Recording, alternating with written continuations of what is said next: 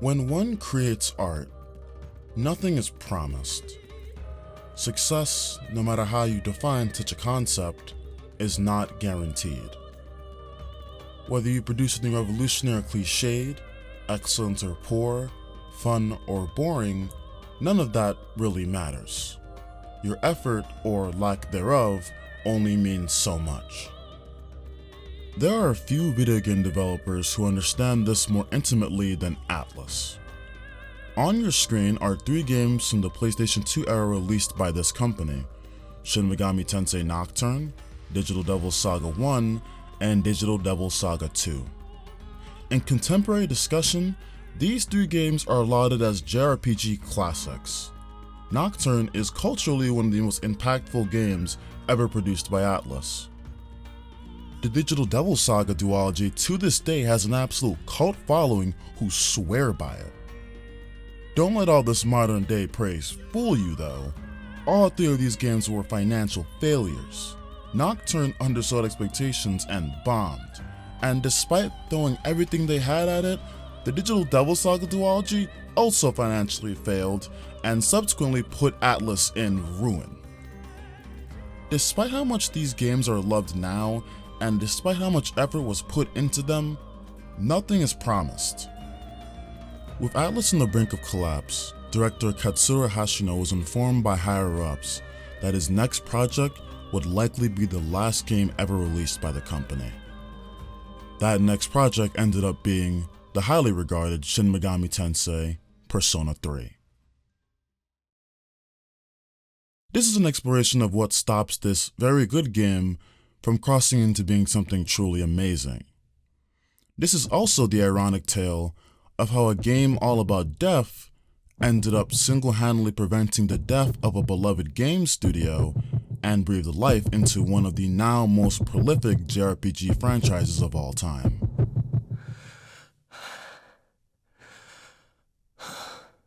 Persona.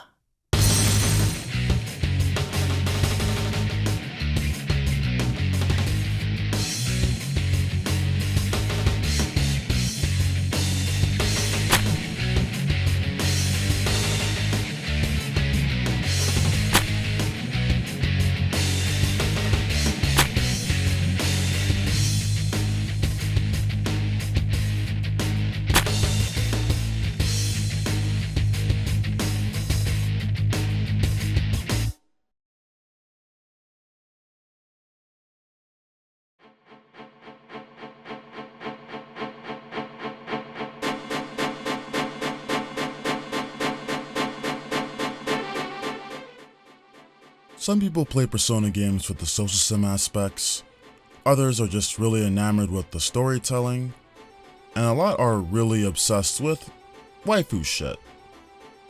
While all of these do contribute to my love for Persona, some more than others, I know what actually keeps me invested, and it's the fucking gameplay. You could have a perfect narrative, godly composition, undeniable artwork, the whole 9 yards. But if the gameplay doesn't do anything for me, I tune out. Turn-based combat, the intricacies of the fusion system, min-maxing stats, dungeon grinding, that's the shit that gets me going. Persona 3 has a rather unique way of going about handling these things, leading to a mixed bag of brilliance and incompetence.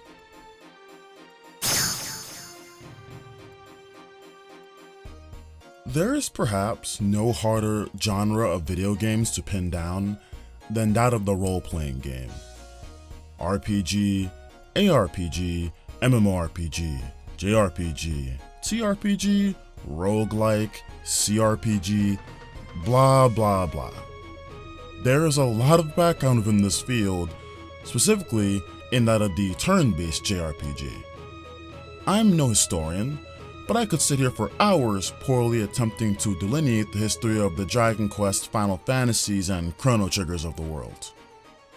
I guess my point with this intro is, in a genre that's been around since the very inception of the home console, there's always a question of, how do you continue to evolve? What can you do to make your game different? Around the mid-2000s, the Mega 10 series strutted its own renditions of the classic turn-based combat formula with the introduction of the press turn system in SMT and the one more system in Persona 3. On its face, Persona 3's one more system is pretty simple, not too dissimilar to that of most JRPG combat, except it has one little twist. In this game, exploiting an enemy's weakness or hitting a critical hit will knock them down and grant you one more turn. If you get all enemies in the field knocked down, you are rewarded with an opportunity to execute an all-out attack which does massive damage to all enemies on screen. But of course, the beauty of this system lies in the fact that you can equally have your weaknesses exploited and also have yourself knocked down. The persona you equip determines your stats, strengths, and weaknesses. You must play around that each and every fight. Same goes to your party members, except they don't change their personas like you do, so you always know who is and isn't a liability at all times. Speaking of liability, Persona 3 is also unique in the fact that you cannot directly control your party members. In Persona 3, you're expected to use the tactics menu to guide them into specific actions. We'll get back to that. Out the gate, for as much as I love the one more system, I feel very conflicted about it. Whenever I encounter it in a Persona game, it starts off feeling fun, fresh, and interesting, but at some point the vibe switches and it stops really capturing my attention as much. Now, I shouldn't be misunderstood, I still prefer one more to the majority of turn-based combat I've encountered.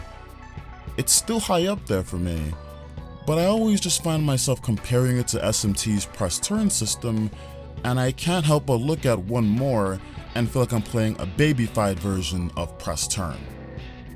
It feels like you're wholesale rewarded for simply memorizing enemy weaknesses, and for most of the game, there isn't really any punishment for you making hilariously incompetent mistakes while battling. In most RPGs, there are only so many possible set encounters you can run into when going through an area. Enemies are always going to show up in certain patterns and formations. Persona 3 is no different in this regard. The only difference is that P3 just gives you an incredibly quick way to deal with the problem. You will eventually memorize the enemy weaknesses and affinities. You will eventually have a script in your head, and you will know the exact order of which attacks to use so you can knock down every enemy on the first turn, all-out attack, and finish the fight in 12 seconds. Most encounters are reduced to free experience points, and I have my sneaking suspicions that Atlas purposely designed the system this way so that they could save time when actually making fights a bit more intricate or difficult. There's not much incentive to pour resources into coding an enemy AI if the player is going to dick slam them in the first turn. For as much as all-out attacks are portrayed as your ultimate reward for taking advantage of the mechanics of the combat system, this game just has this thing where on certain bosses, it won't even allow you to use an all-out attack, which is so strange to me, and honestly just feels like the game tacitly admitting it needs to arbitrarily throw out the conventions of its own combat system because it's self-aware how easy the game might be otherwise. I earlier bemoaned how you don't really get punished in this game for being hilariously incompetent, and I mean it. One more encourages you to do things that I couldn't even fathom doing in press turn. Forgive me for continuously and aggressively comparing Persona to SMT, but one of my favorite examples has to be with the skills Tetrakarn and Makakarakan. These are shield skills that either reflect physical or magical damage. Traditionally, these are very powerful skills, but in Persona, they feel almost silly. You see, in the press turn system, if your attack is repelled, you just instantly lose all your turns, and you probably get spanked with that mistake on the next turn. But in one more, you attack once, your attack dispels the repel skill, and then your entire team can still keep attacking as if nothing happened. It's ironic. I spend so much time complaining about one more's simplicity, but this simplicity is what makes it so attractive. It's quick, it's simple, it's flashy, and it's satisfying. Sure, in the majority of the game, it just blatantly lacks depth, but that's okay. Why is that okay? Because I still manage to have fun, and that's pretty much the only true requirement here, regardless of how much whining I'm doing. However, there is one elephant in the room that needs the dressing, and it isn't the one more system.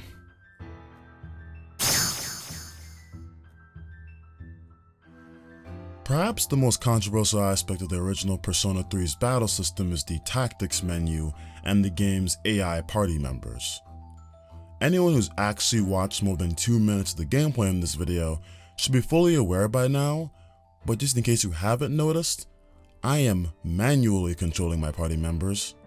This is because I modified my game has to grant myself control over my party members. Usually when I'm playing a game, and especially if I know I'm going to make a video on it, I strive to be a complete purist. I generally try to avoid taking shortcuts or diluting the experience too much. And that's because I want things to be as raw as possible.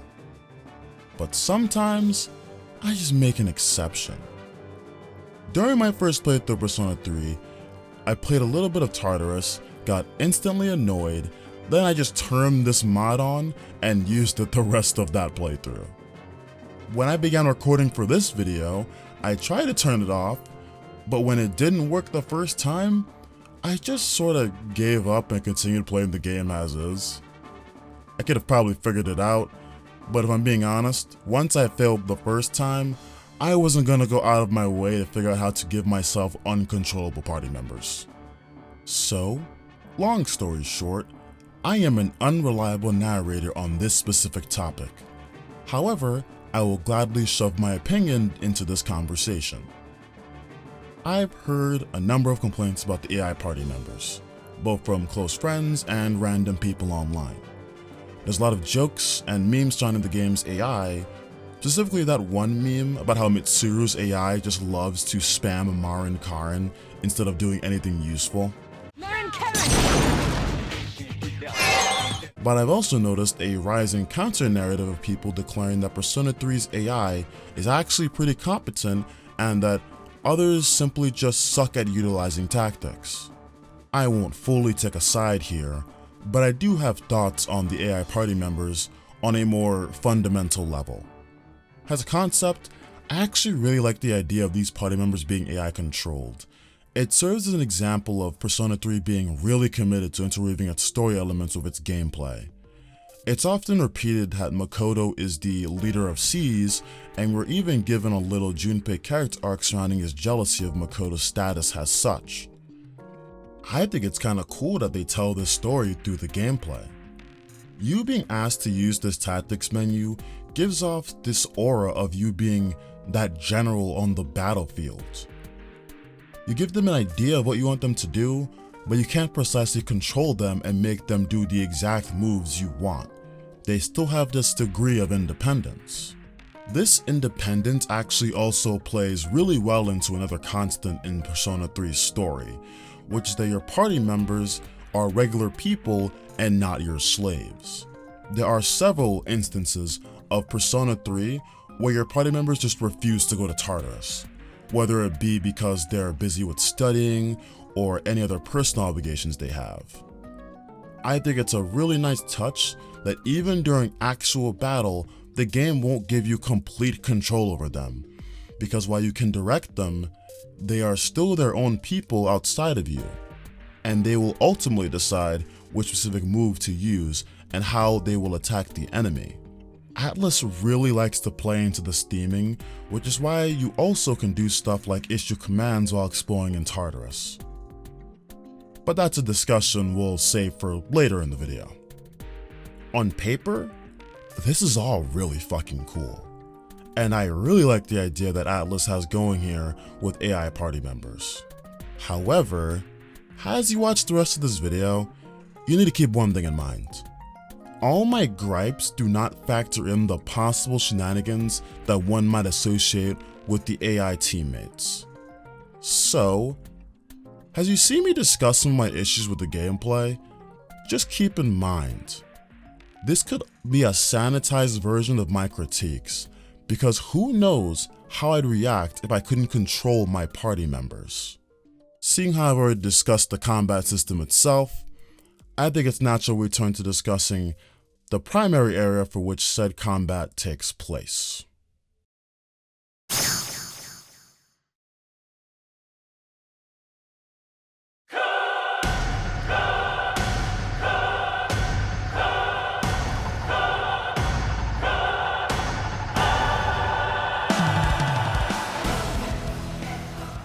Years ago, after I finished my first playthrough of Persona 3, I was very confident in my opinion that this game would never get a remake. Remaster, sure. They basically did that already 2 separate times. What everyone in this community wanted was a full-on remake, a game made for modern consoles, Persona 5 level polish, but for Persona 3. But I just couldn't see it happening. I was very steadfast in this belief, and it was because I didn't know how the devs would handle the dungeon structure of the game. In my mind, Tartarus was so bad that I genuinely didn't think they could make it work for a modern audience without completely reworking the dungeon structure of the game and killing what made Tartarus Tartarus. To me, it would have been wiser for Atlas to just pour their resources into Persona 6 than fixing this game's dungeon. So with all this in mind, you can only imagine my shock when in the process of making this video, I suddenly see Persona 3 Remake leaks on my Twitter timeline. And then weeks later, I'm seeing official trailers with Makoto running through Tartarus. I tell you this anecdote for a reason, because I need you to consider the implications of what I just told you. I was of the opinion that Tartarus is so fucking awful, it would actually make sense to avoid remaking this game altogether if it meant never having to make Tartarus again. But let me not get too ahead of myself. Persona 3 has one massive dungeon, and it goes by the name Tartarus. It's a giant sprawling tower that appears each night at Gekkoukan High School during the dark hour. It contains about 264 randomly generated floors, which are divided into 6 blocks, which are further divided into subsections guarded by mini-bosses who block your progress. This is where all the action takes place, and where you're gonna fight shadows and grind your heart away for hours upon hours. Tartarus has a concept, it's alright, and that's about as far as I'd go. Tartarus in practice is a fucking shit show. It's not just because Tartarus is bad in and of itself, but when you mix some of the infuriating gameplay design of Persona 3 with the already existing issues in Tartarus, Tartarus transforms from a boring repetitive dungeon crawl to genuinely irritating and at times awful. There's a lot to say with Tartarus, but let's start with the obvious, the actual structure and design of the dungeon. Firstly, I do not care for the randomized floors in Tartarus. I think it gets rather boring. It doesn't keep things fresh, nor is it really interesting. I will say I appreciate the narrative reason for this, which is that Tartarus grows out of the ground and thus has a different layout every night, but that's about as good as it gets for me. I prefer the way Persona 4 handles this. Yes, that game does have randomized floors, but it doesn't just settle for that. Every dungeon in that game also saw fit to throw in puzzles and make you solve something. That system was a lot more interactive than Persona 3. All you do in this game is bum rush to find the stairs, reach the Tartarus Guardian, and teleport back to the ground floor. I'm not demanding all 200 plus floors be mapped out or have a specific structure in mind. That would be silly and a logistical nightmare. In fact, to some degree, I do like the randomness inherent to the dungeon structure. But what I don't like is that this is all it's got going. This is the only quote-unquote gimmick. This randomness has the ironic effect of making everything samey and actually even less unique. There are attempts at breaking the monotony, such as with special floors. Sometimes floors have no shadows on them, Sometimes significantly more shadows show up than usual. Occasionally, there will be floors with only rare shadows, and in the worst case scenario, you might just spawn on a floor with your party members all separated from you. These special floors always felt like a band-aid solution to a deeper and more unfixable issue with Tartarus. I do appreciate the attempt at alleviating the repetitiveness of it all, but this just feels like more proof that maybe you just need to go back to the drawing board of Tartarus. It doesn't help that Tartarus looks boring too, but it's hard to get creative with dungeon design when it's literally randomized. Can't do much to spice it up. Moving on, something I don't see talked about very often is how P3 handles advantages and engagements. It's a rather simple system. You either hit an enemy or get hit by an enemy in the overworld, and thus an encounter is triggered. If you manage to sneak behind an enemy, you get a first turn advantage. If you hit an enemy and they notice you, you're on neutral ground. And finally, if an enemy manages to hit you at all, they get first turn advantage. Simple enough. My beef with this system comes down to how clunky it feels in real time.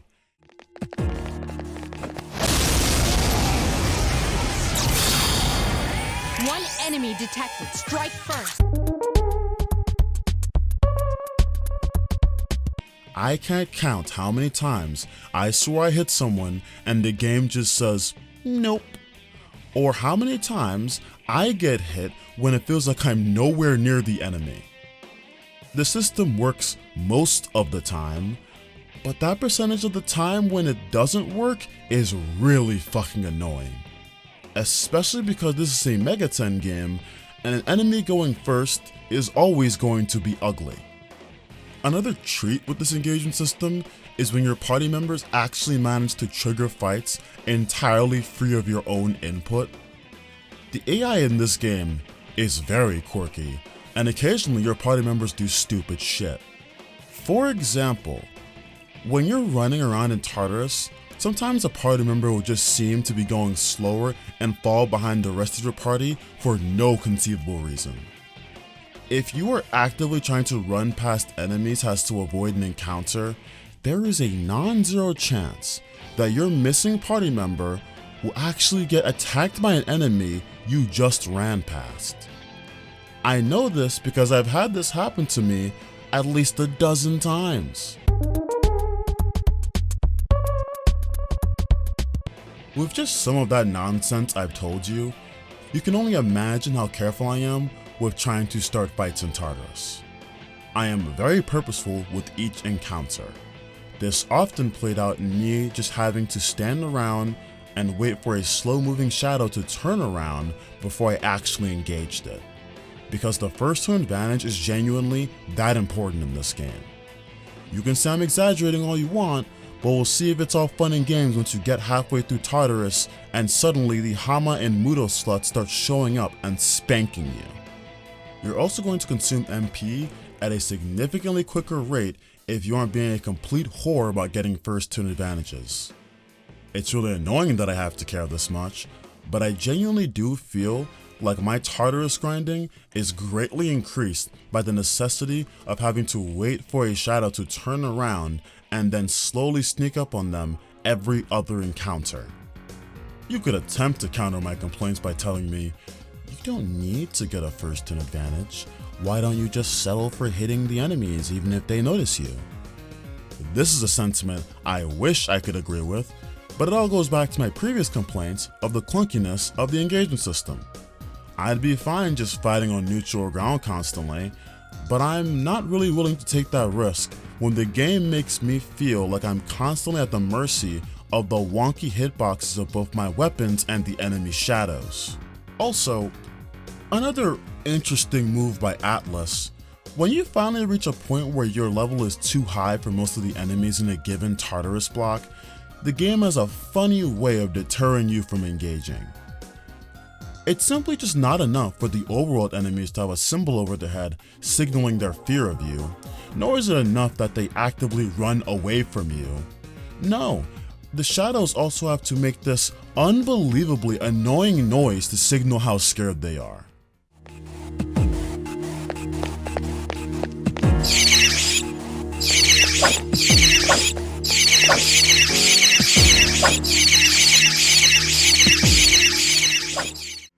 It's just nails on a chalkboard. I'm sincerely confused as to why they felt it necessary to add this nonsense. Was the two obvious signifiers not enough? Was this noise really necessary to get your point across? Next issue. Every couple floors in your journey through Tartarus, your progress will be impeded by Tartarus Guardians, essentially mini-bosses that are placed all over Tartarus. These fights are some of the only things I look forward to in Tartarus, and even then they leave me with mixed feelings. On the one hand, these fights are where the game is at its most fun and most challenging. On the other hand, some of these fights are low-key preposterous. Like, what the fuck is this boss on floor 14? In a party that only has protagonists Yukari and Junpei, what type of evil possessed the developers to make a boss that is strong against fire, blocks/reflects all physical moves, and spams lightning attacks? It is genuinely devilish that the requirements to beat a boss this early in the game could ever be so incredibly specific and so custom tailored to fuck you in the ass. Oh, and shout out to the Stasis Guardians, by the way. Those guys are straight up Hitler. This is one of the few bosses that actually got nerfed in Portable, just in case you wanted to know how hilarious this boss is. And don't even get me started on that fucking table. You know exactly what table I'm talking about, and I'm not even going to fucking talk about it. Fuck this table. Regardless my feelings of animosity towards some of these bosses, I do genuinely think these are some of the best parts of Tartarus. Sure, I can freely admit, a lot of them are generic shadows with giant health pools. I'm under no illusion of these fights being super creative, but in the hellscape that is Tartarus, this is what I live for. There's honestly a thrill in facing these guys. You have no idea what trick the game is going to pull on you. You don't even know if you're going to have the personas necessary to deal with them. The dice roll and the problem solving, it's what gets me going. Having to constantly strategize even the most minute seeming details surrounding party members, persona fusions, and item usage, this is what I fucking love. This is why I play Megami Tensei games. The Tartarus Guardians embody the spirit of challenge and fun, even if they get on my nerves occasionally. These guys are easily the most memorable parts of Tartarus, for better or for worse, and nothing really comes close. Returning to being a negative Nancy, let's talk about another headache you will surely deal with in Tartarus. We call them status changes. No, I'm not talking about being poisoned or fucking paralyzed. That's pussy shit in comparison. Keep up the good work. I'm getting kinda tired. This is not good. Takiba is fatigued. Good God, you want to talk about unnecessary shit in this game? Look no further than status changes. More specifically, I find myself very annoyed with the fatigued and tired status. While there are other status effects such as good, great, and sick, the one that will most certainly keep you on high alert is the tired status. This status is triggered by either completing a full moon operation or fighting too many battles in Tartarus. And if you see this symbol on your screen, especially in the beginning of the game, you have two options. A, voluntarily end your Tartarus session early, or B, involuntarily end your Tartarus session early. I recommend the former option, especially if you do not save enough. Once you have the tired status, your characters become as frail as a streamer's ego, develop the aim of a geriatric with Parkinson's, and turn into Glass Joe whenever an enemy knocks them down. In essence, your party members immediately become liabilities, and you're kinda rolling the dice on how the game is gonna treat you. This fatigue shit feels like a dumb and arbitrary way to gatekeep you from grinding too much, which feels particularly counterintuitive because what the fuck else would you be doing in Tartarus? This dungeon's entire premise is blindly killing enemies and nothing else. And this all feels double counterintuitive because it's not like you can just progress through Tartarus as far as you want. You are capped off by gates preventing you from entering the next section. And this all feels triple counterintuitive because XP is specifically doled out to you based on your level relative to an enemy. Fatigue or not, you aren't going to be level 70 in Thebel. It's not enough that the tired status nerfs your party. In addition, if you return to the Tartarus lobby while this status is active, your party members automatically leave Tartarus and go home. Why? I mean, narratively, I like this because it shows your party members aren't your servants and that they have their own self-interest at heart too, but from a gameplay perspective, you've already nerfed the shit out of them with the tired status. What is the point in just sending them home? I think players should be allowed to take the silly risk of fighting with tired party members. I already described how dangerous it can be. Why not just give the player the choice of further risking a game over? Shit, you can make the tired status even more debilitating if you want, but just sending them home and not even giving the player the option to fight through it seems unnecessary. Perhaps what annoys me the most with the tired status, and maybe even invalidates this entire tirade I just went on, is the fact that this status eventually becomes an almost non-factor. You're gonna reach a point where you almost never really get the tired status anymore unless you just really enjoy grinding. So unless you're addicted to auto-battling or leveling up your backup characters you'll never use, the entire point of this system just feels like it's thrown out the window after a certain point. Also, in what can only be described as a hilarious contradiction, the game has a failsafe that triggers the day before a full moon operation. If your party members get tired on these specific days, even if they return to the lobby, they won't automatically go home. I know why they put this in, as it's obviously a simple fix to avoid a soft lock or nightmare scenario where a player leveling is gate-kept right before a mandatory boss. But I dare say, it feels a tad bit cringe.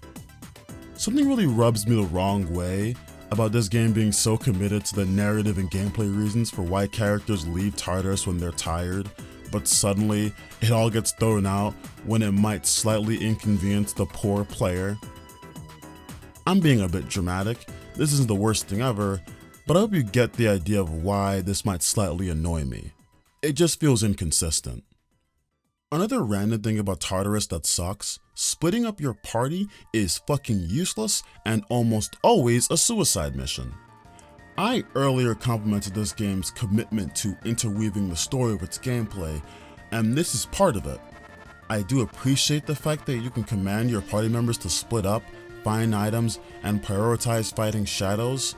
These all fit really well into the aforementioned themes of the game. However, in actual gameplay, don't you dare attempt this ineffectual garbage. Seriously, if you let your party members split off from you, they will get themselves killed quicker than you could ever anticipate. And you really don't want to risk that for a number of reasons, including them automatically going home if you move onto a new floor while they're dead. This is all of course made even more fucking hilarious when you remember what I told you about Tartarus' special floors. There's a good chance you're going to spawn on a new floor separated by all your teammates. You know, the exact thing you specifically avoided commanding them to do most of the game. I don't think anyone in my playthrough has actually died because of this, but you can see why I might get freaked out whenever this happened, specifically if I was trying to level an under-leveled party member or if I was low on SP. Early in this segment, I went into a brief diatribe bitching about how boring it is to climb Tartarus, thanks in part to its randomized nature, uninteresting structure, and innate penchant for repetition. I'd like to briefly revisit this discussion, and like the douchebag I am, continually wax poetic about how much Tartarus makes me want to snooze. So in the spirit of things, let's discuss Tartarus' music. In my time making video essays, I have always saved discussion about a game's soundtrack strictly for the music segment of the video, but this game, however, is a special case. Tartarus is different. I simply cannot, in good conscience, close out the Tartarus segment of this video without discussing its music. If you aren't already completely sick of the soporific nature of Tartarus, Atlas sees fit to further punish you by subjecting your ears to the most mind-numbing loops of music ever conceived.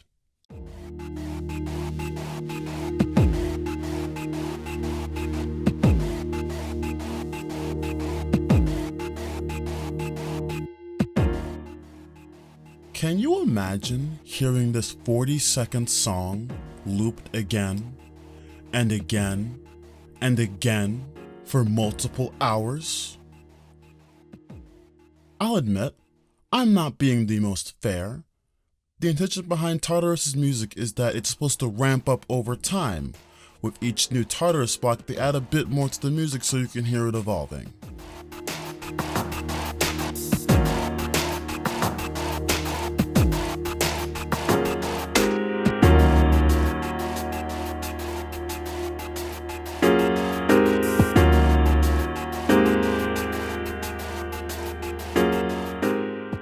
In fact, I'll go a bit further and admit I actually like Tartarus' music. If you've ever listened to a mix of all 6 blocks with some smooth transitions, it sounds great. It's the realization of what was intended. Nothing beats actually hearing the music flow from one block of Tartarus to the next. But here's the issue. That's not what playing the game is like. In reality, you're going to hear a loop of whatever section of Tartarus you're on, and it's going to be cool for about the first 15 minutes of gameplay, and then you're going to lose your mind for the rest of the block. I'll never forget when I streamed Persona 3 a couple years ago, and I got so bored of Tartarus' music that me and my chat decided to straight up have an album listening party while I was in Tartarus. Me and my stream were so goddamn sick of this shit that we just decided to take the copyright infringement gamble with Sony Music and Epic Records. Now, the game does try to remedy this issue in FES. Once Fuuka joins the party, you can always go to the menu and request that she plays different music in Tartarus. But I've never been a fan of these tracks. None of these tracks are necessarily bad, but my biggest issue is that they all feel really immersion breaking and do not fit into the vibe of Tartarus at all. It takes me out of it completely. Like, I can't kill shadows to this groovy ass song.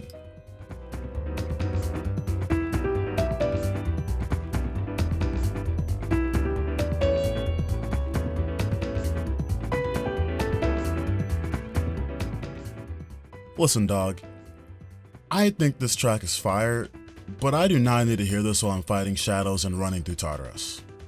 I can't blame anyone for deciding to just blast their own music instead of listening to whatever the fuck is going on here. Unfortunately though, I am a purist and a masochist. I can't bring myself to actually listen to any of the music while I'm grinding, because I deeply crave this masturbatory idea of a completely authentic experience. So I settle for the default Tartarus music I so deeply loathe. All so I can maintain the integrity of my playthrough. Whatever the fuck that means.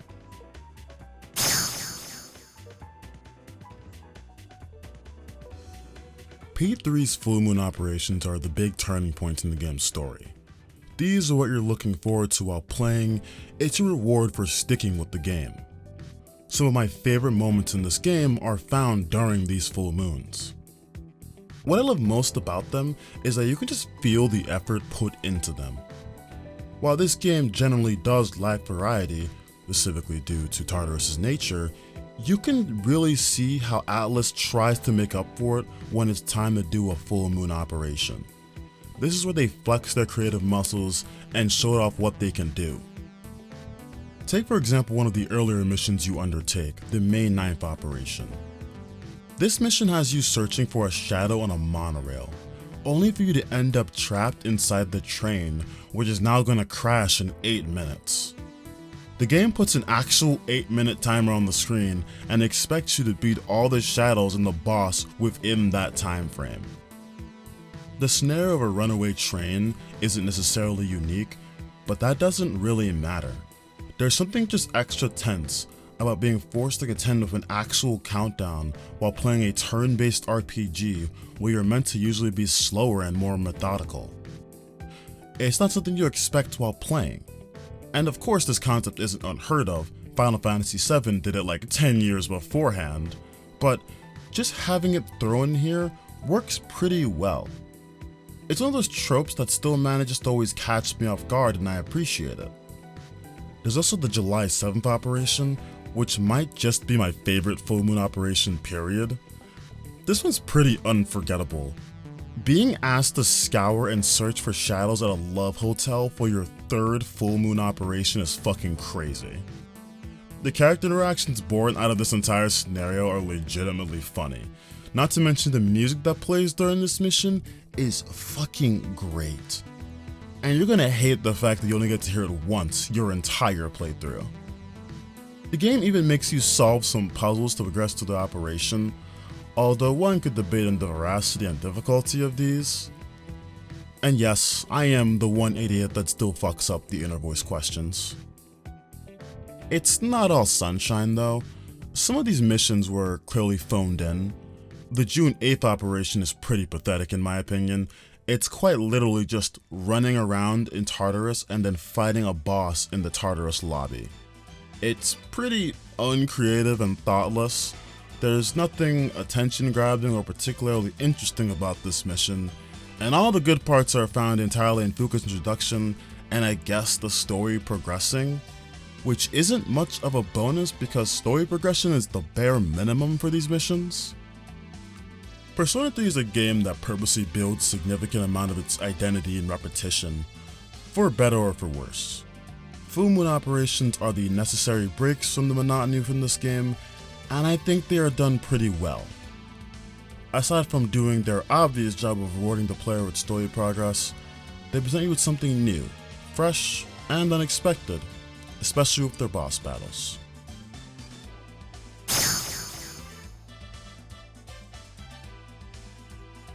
The fusion system is one of the highlights of the Mega 10 series. Persona 3 recognizes this and faithfully keeps the tradition alive. It's almost routinely one of the most addictive and fun elements of any Persona game, and I find it mind-boggling that there's a contingent of people who don't have love for this aspect of the game. Persona 3 doesn't have any particularly special or radical takes on fusion, but it deserves to be given its flowers regardless. I spent an ungodly amount of time trying to make broken personas and fill out that goddamn compendium. There is nothing more satisfying than just spending a solid 50% of the end game fusing my max social link personas and owning the most monstrous assortment of demons imaginable. This shit is like a Mega 10 ritual, just progressively spending more and more ungodly amounts of time in the fusion room as the game progresses. It's your reward for sticking around and trying to learn how to play the game. This game's fusion system just hits the sweet spot in your brain and hooks you. You hear people talk about what are their favorite parts of these games, and you'll probably hear them say some shit like story, music, or characters. Nah, fuck all that. I haven't heard any of you motherfuckers say fusion yet. People are so quick to underappreciate this aspect of the game. It has to be like a textbook example of a group getting too used to something good and then eventually forgetting how great it actually is. However, despite my praise Persona 3's fusion system, I do have one single complaint, and it's something you should have seen coming from a mile away. Randomized inherited skills. I'm aware this cancer is not unique to Persona 3, and I'm also aware this cancer was not removed from Persona and the greater SMT franchise until a little bit later on. But it is in this title, so it's fair game. Earlier I stated that skills in this game were randomized, but that's not entirely accurate. With each demon, there's a set of skills they can and cannot inherit. From the list of skills they can inherit, there are different percentages to the odds they will inherit any one skill. To see a visual example, let's take High Pixie. High Pixie can inherit every skill type except Fire, Lightning, and Wind. Out of the skills that she can inherit, let's pretend that 100% is the average chance of inheriting a skill. Of her inheritable skills, High Pixie has a 100% chance to inherit Light, Dark, Ailment, Recovery, or Passive skills. However, she has a 20% chance to inherit Strike, Bash, Pierce, and Almighty skills. And she has a 800% chance to inherit Ice. The game uses all these numbers to produce your fusion results. If you don't get what you want, you just have to keep exiting the menu and re-entering until you get the skills you want on the demon. While it is technically a randomized system, it would be patent delusion to pretend like it wasn't leading you in a certain direction. You either fall in line with it, or you keep menu swapping until you get exactly what you want. I also have a sneaking suspicion that this menu swapping shit is a purposeful design decision. At least in my mind, it's the only feasible explanation as to how they thought players could realistically complete every single Elizabeth fusion request without wasting unfathomable amounts of time and money. There's simply just no chance in hell they expect you to do anything except continually reroll for the correct fusion results. Now, after hearing all that shit I just told you, do you know what would be infinitely easier than any of that garbage? Just letting the player choose what skills get passed onto the fucking persona. It's significantly less time consuming, it's much more transparent. Most of the info I just delivered to you is only made possible by the fact that I have experience in this franchise, and I'm also aware of this ancient forbidden technology known as a fusion calculator. I couldn't imagine being a teenage millennial in 2008 playing this game and actually having no idea how this fusion shit worked. Even worse, it must have only been more annoying to actually figure out how it worked, because then you have the realization that you pretty much are required to waste an absurd amount of time to optimize your persona at all times. Randomization doesn't really serve anyone from what I've seen, and I think it's just an arbitrary design decision for the most part. The only argument I can see for the randomization is balancing the game better and preventing the player from simply becoming too busted, but I think that argument's nonsense. You can't fuse personas above your level to begin with, and in the newer Persona games, where you can actually choose the skills, the fusion system just doesn't allow you to pass certain skills anyway. If your concern is balancing, you can still achieve similar results without half of the pain.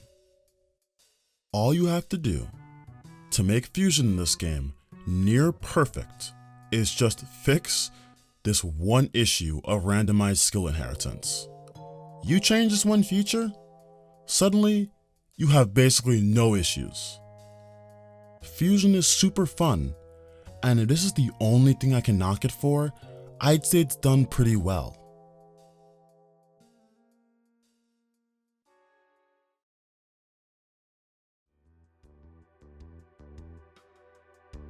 Persona 3's gameplay, for lack of a better word, is flawed as shit. If there's one aspect of this game clearly anchoring it down to the 8th circle of hell, it's absolutely the gameplay. Yes, fusion is fun, the full moons are cool, but you're going to spend an overwhelming amount of your time in Tartarus, and Tartarus is an unenjoyable disaster for most of the game. The random floor generation is boring, the battles are repetitive, initiating fights is annoying, tired status is stupid. Fuck, the Guardians are the best part of Tartarus, and no one even really likes them. I've never heard anyone excited to fight a goddamn recolored beetle with 5000 HP and Megidolin in its back pocket. It's too unfortunate that such a significant portion of the game is marred by frustrating design decisions and honest-to-God fundamental flaws. I couldn't even tell you how to fix a lot of these issues without telling you to just go back to the drawing board. Which sucks because this game really is a gem, and every other aspect of this experience makes it the cult classic that it is. Well, on the bright side, for as terrible as Tartarus is, that's as bad as it'll ever get for Persona 3's gameplay. I can't really foresee Atlas somehow creating something even more hilariously unfun. No, don't pull, no. Ah, damn.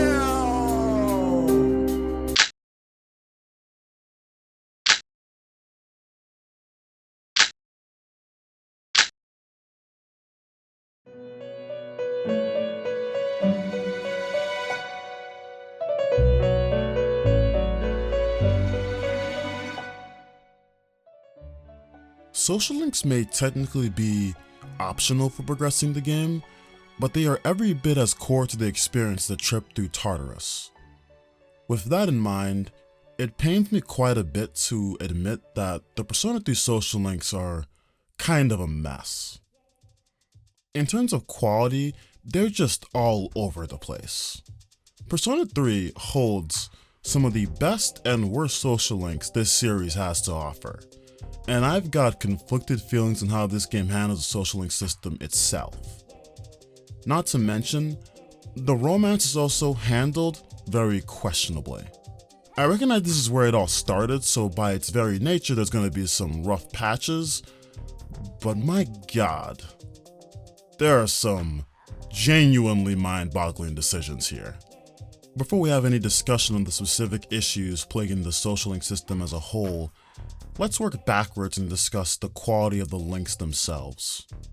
In Persona 3, for every one good and well-written social link, the next two links are either boring or just straight stinkers. Like, genuinely awful.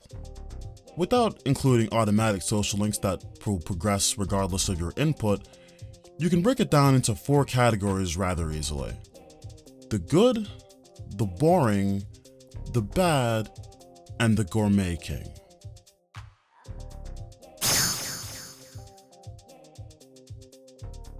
I may have primed you with negativity regarding the social links in this game, but don't let that detract from what I'm going to tell you right now. When Persona 3 does social links right, it does it better than almost every game in the series. Mayako is adorable, a bundle of joy, and a real bright spot in an often somber video game. She's just a poor little girl being put in the unfortunate situation of a parental divorce. I love her link in particular because I think it deals with death in a fashion completely different than the other links in this game. The Hanged Man social link is about a 9-year-old girl trying to cope with the death of her family. She's obviously still going to have her parents, but the ideal version of both her parents being together and taking care of her doesn't seem feasible anymore. That's what's died. And she does every dumb thing you expect an emotional child to do in that scenario, including trying to run away from home. Maybe I have a soft spot for Mayako because anytime I see a child character, I just picture my own baby brother, but I guess that's why a character like her exists. People like me are gonna relate and fall in love.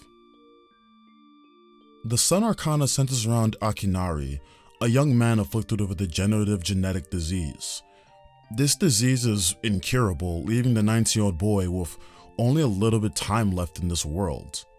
His social link chronicles how he copes with his impending death. In a game that talks about death so incessantly, this social link is as explicit as it gets, and I have to say, it absolutely knocks it out the park.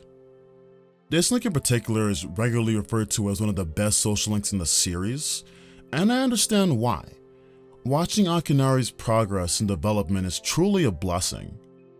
What starts as a young man completely downtrodden over his impending death turns into a beautiful story of how he decides to overcome that and live life to the fullest, no matter how little time he has left. When you visit his mother in the final days of the game, you can't help but hold back tears when she has this final discussion with you. Akinari really did change his view on life, with his mother expressing how he thanked her for taking care of him, even saying he was glad to be born. This shift in his attitude is such a far cry from how the link began.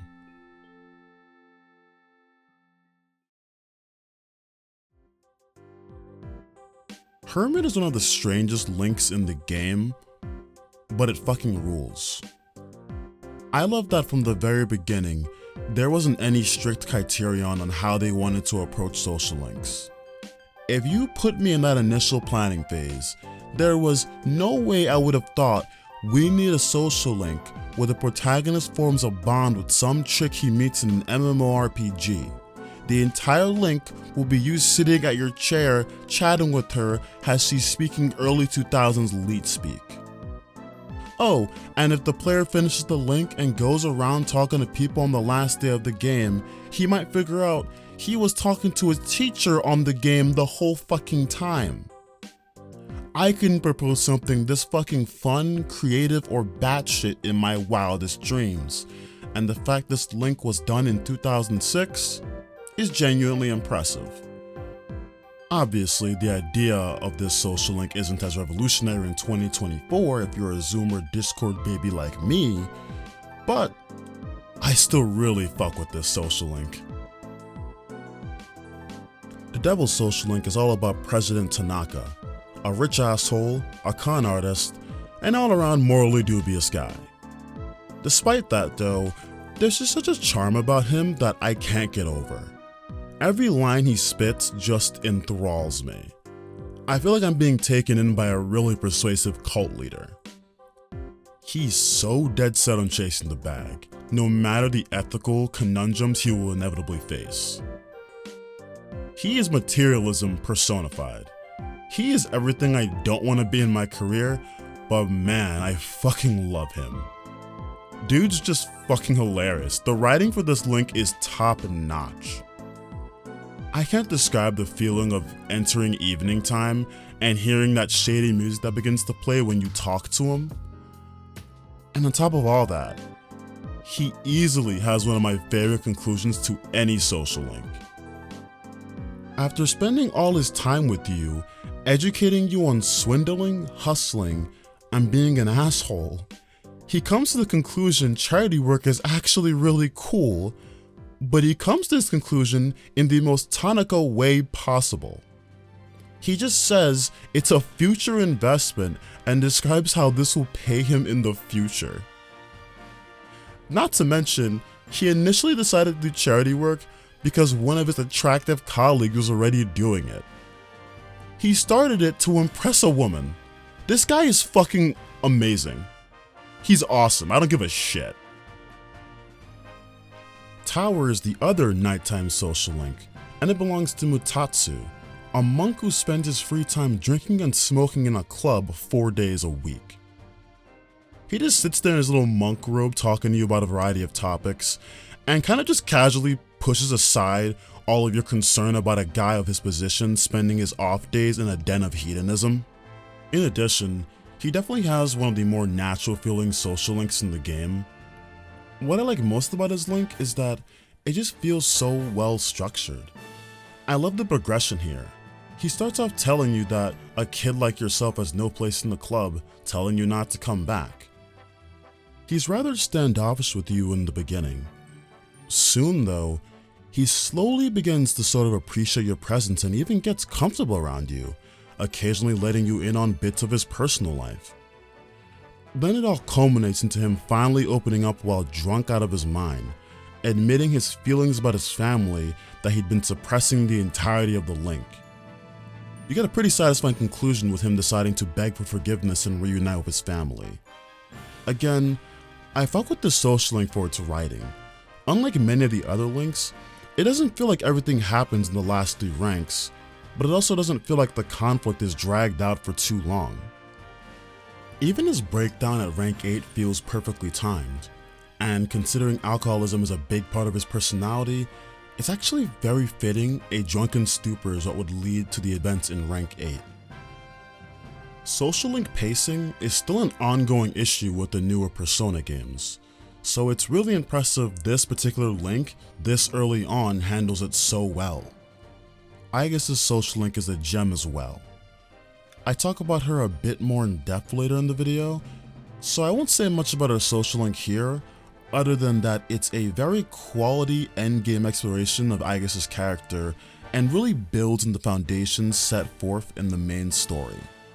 She's by far the best social link out of all your party members, and it doesn't even come close.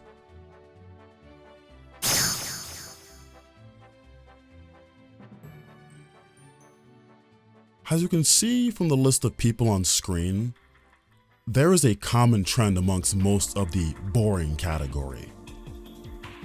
Unfortunately, that shared trait seems to be the protagonist's ability to romance the character. I'll make one thing clear. Romance doesn't inherently ruin these characters, but it does ruin their social links. Fuuka and Yukari, legitimately great characters. Yuko and Mitsuru, they're decent. And Chihiro, she's honestly kinda shit. But the real problem here isn't their actual character writing or even the premise for their social links. It's that they are constantly being weighed down by how this game handles romance. There's a timestamp on screen that will skip to the romance section of the video. I'll much more aggressively and exhaustively explain the romance issue there. But for now, let's quickly address the other two boring social links. I'll readily admit, it's probably extremely lazy to just lump two social links together here, but they're both so boring that I can't be fucked to even give them separate assessments or opinions. They're boring to the point of me really not even having anything to say about either of them.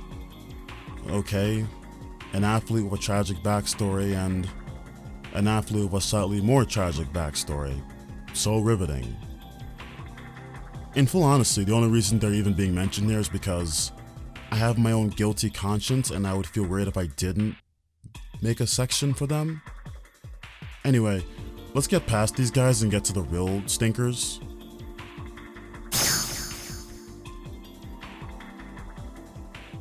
Hidetoshi is an annoying brat who does not become likable even when the game is trying to do a fourth quarter comeback on his character by providing some annoying tragic backstory and telling us how he's actually so misunderstood.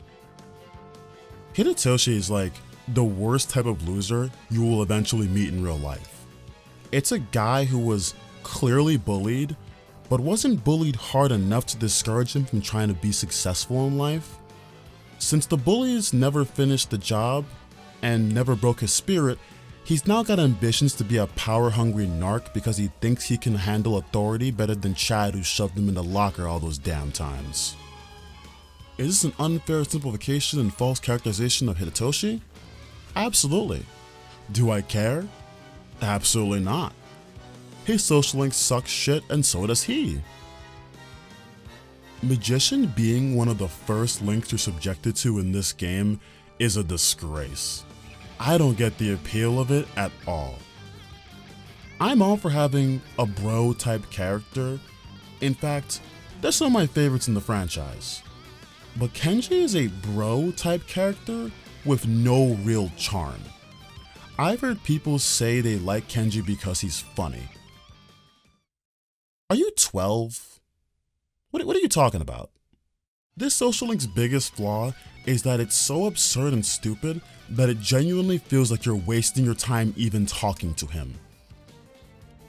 It's like your one friend who always comes to you with various silly self-imposed relationship issues, except this is way more annoying because this is an NPC in a video game who you don't even like, and he's complaining to you about not being able to cream pie his teacher. It's so fucking silly, I just can't give a single fuck.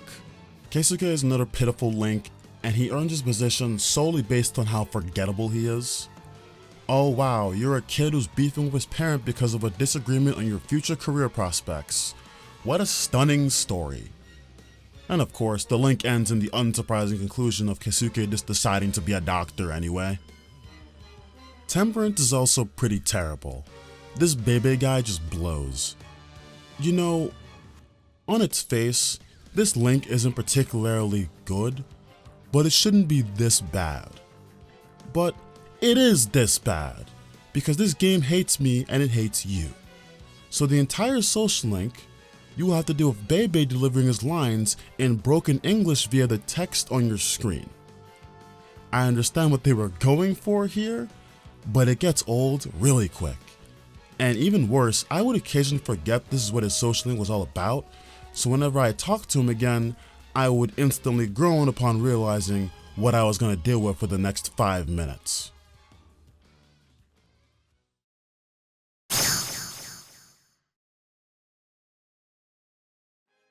I would laugh if R. Kelly took Nozomi on a date and pissed on him.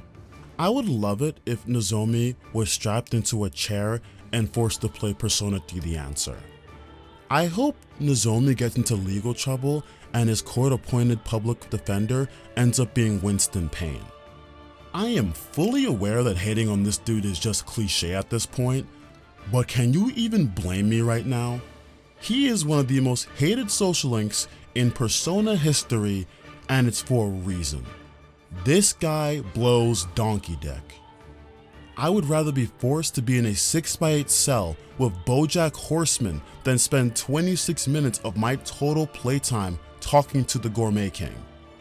I feel like I should be giving legitimate reasons to hate him, but do I really need to sit here and give a proper analysis for this guy? The vitriol emanating from my voice right now should be giving away how garbage this social link is. You don't need some grand ham-fisted examination of his character. You don't need to know how he covertly ties to this game's themes, nor do you need some fucking diamond grade copium of how he's secretly a super misunderstood character. No. What you need is the law student YouTuber internet black man named after an MF Doom song to validate your justifiably negative feelings towards the imaginary video game fat guy. And you know what? You're welcome. Nozomi sucks, his story sucks, his resolution sucks, his character sucks, his design sucks, his dialogue sucks. He sucks so fucking much. Fuck you, fuck you.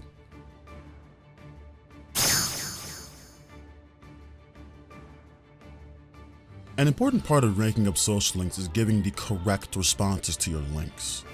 You're given dialogue choices and some of them provide you with extra points, with these correct answers being denoted by the music notes that appear above a social link's head.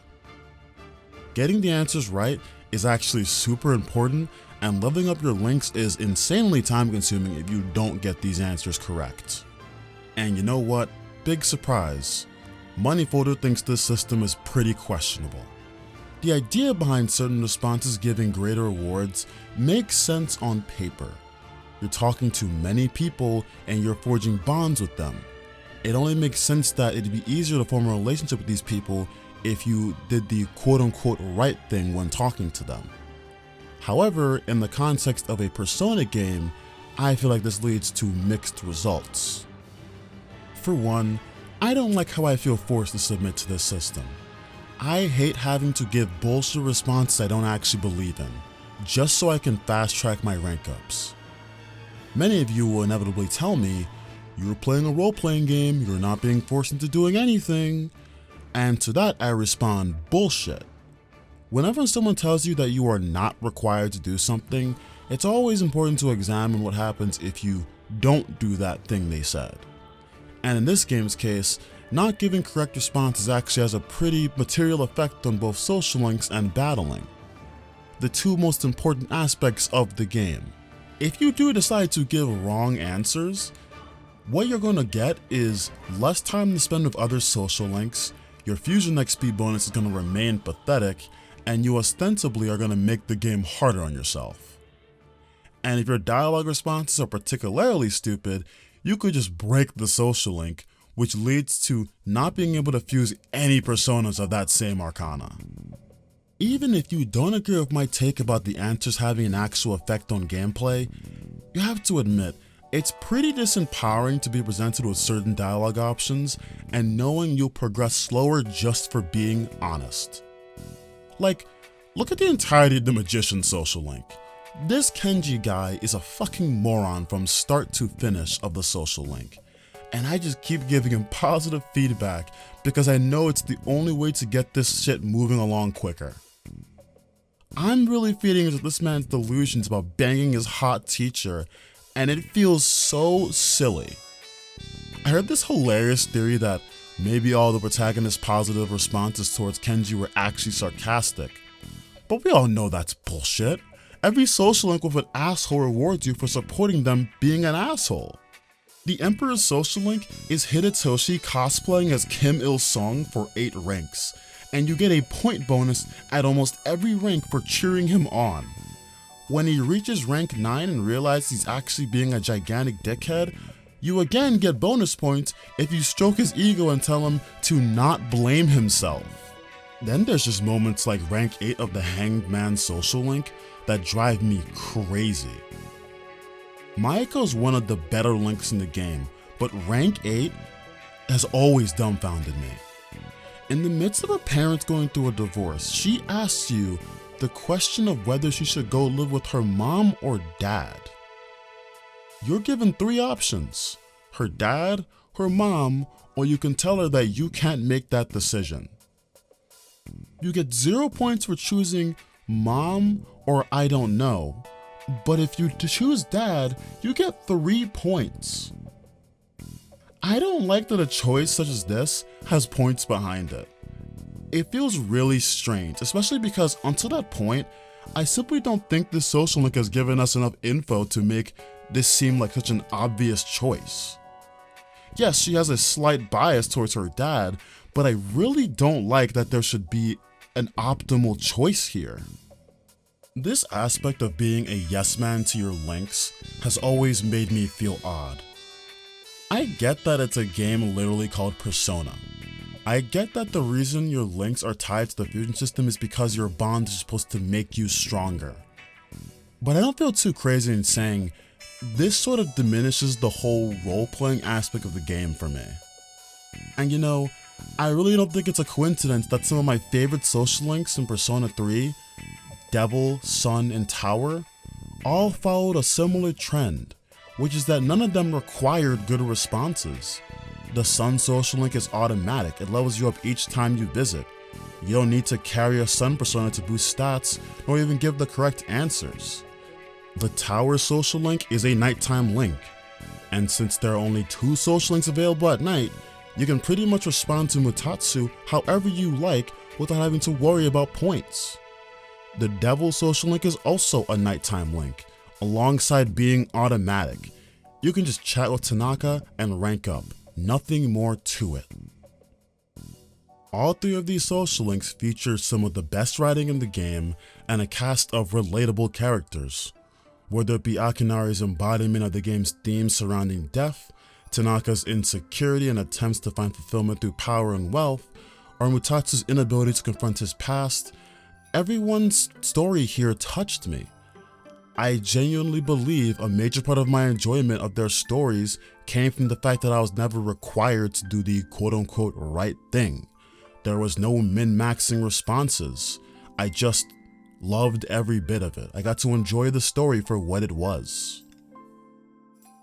Considering how much these dialogue choices seem to affect my enjoyment of the game, I'm not really opposed to the point system either going away or being overhauled. I do understand it needs to be a balance though, and if that means making it more easy for social links to reverse, or for bad responses to have bigger consequences, I'm fine with that. The point system feels like its only purpose is to make the game longer out of fear that you'd max all the links too quickly. And yeah, that is a reasonable fear to have, but I do think we can hit a more reasonable medium here, even if I don't know exactly what the logistics of that would be. Equally though, I wouldn't blame them if they didn't touch a single goddamn thing. I just got done telling you about how much I loved so many of the social links in this game, and that's with a flawed point system in the background. It's just a very simple concept. If it ain't broke, don't fix it.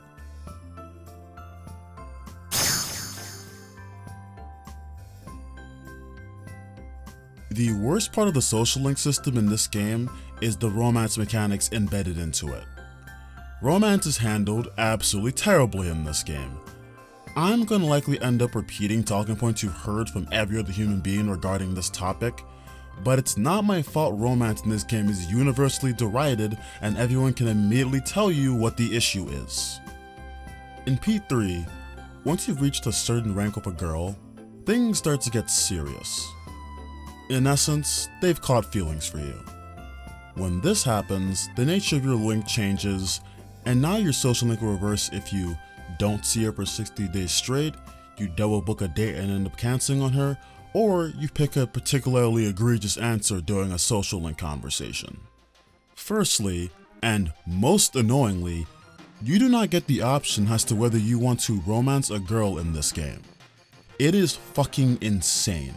God forbid I actually decide how I want to roleplay in this role-playing game. Don't worry, the absolute hilarity of this mechanic will hit you very quickly in your playthrough. One of the first girls you can actually get intimate with is Chihiro Fushimi, a shy, timid girl who's definitely afraid of men. Persona 3, perhaps in an attempt to play a sick joke on you, decides that one of the first girls you talk to should have a forced romance with you at rank 5. And when I say it's forced upon you, I'm not fucking joking. If you played P4 or P5, you're in for a fucking surprise, because you don't even get to pick a dialogue option here to influence any of this happening. Once you hit that rank, it's just decided. You get no say as to whether or not you want this woman, and you can't do a damn thing about it. Now, in and of itself, this isn't actually the worst thing in the world. Boo-hoo, you're Kirito from Sword Art Online. You exist and women want to give you the Gluck Gluck 3000. What hard life you live has an emo JRPG protagonist. But that, on its own, isn't the real problem. In fact, on its own, it's a slight annoyance, maybe even a little immersion breaking at worst. However, that's the issue. I just described it to you devoid of necessary context. Romance in this game is actually a lot more than a slight annoyance, and that's because Persona 3 has this silly little system called the jealousy mechanic, which takes that slight annoyance and turns it into an outright fucking obstacle. With the jealousy mechanic, as the name entails, girls will get jealous. Once you hit that special rank of a girl, you are punished for each time you talk to another girl. Normally in a romanced social link, you only have to see a girl once every 60 days. But if you talk to another girl, that time limit automatically drops by 15 days. Let's say you accidentally walked into a relationship with Chihiro, which I imagine is not a very uncommon thing. Now, if you talk to Fuuka, Yuko, or any other girl, the time limit is going to turn to 45. And if you do it again, 30. And it keeps fucking going down. This is fucking terrible for a number of reasons, but I figured I'd start with the most obvious point. You don't need to cheat on these women to trigger this mechanic. It doesn't matter if you're in a rank 9 with Mitsuru or rank 1 with Fuuka. The game just automatically throws this into the jealousy mechanic and you are punished. It would at least make sense if I was dating both girls, but that's not even what's going on here. Oh, and mind you, this mechanic kicks in even if you talk to a woman who you can technically not date. I somehow, someway, went my whole playthrough dodging the jealousy mechanic, not getting a reversal, until 5 days left in the game when suddenly I got a reversal on Mitsuru's link because she got jealous I talked to Aegis. It's fucking robot coochie. I didn't know this shit counted. I didn't even know that you could get jealous of Aegis. Aegis can't get jealous of them. How is this even in the fucking cards? Listen, she's a pretty girl. I love her. But that bitch don't even got toes.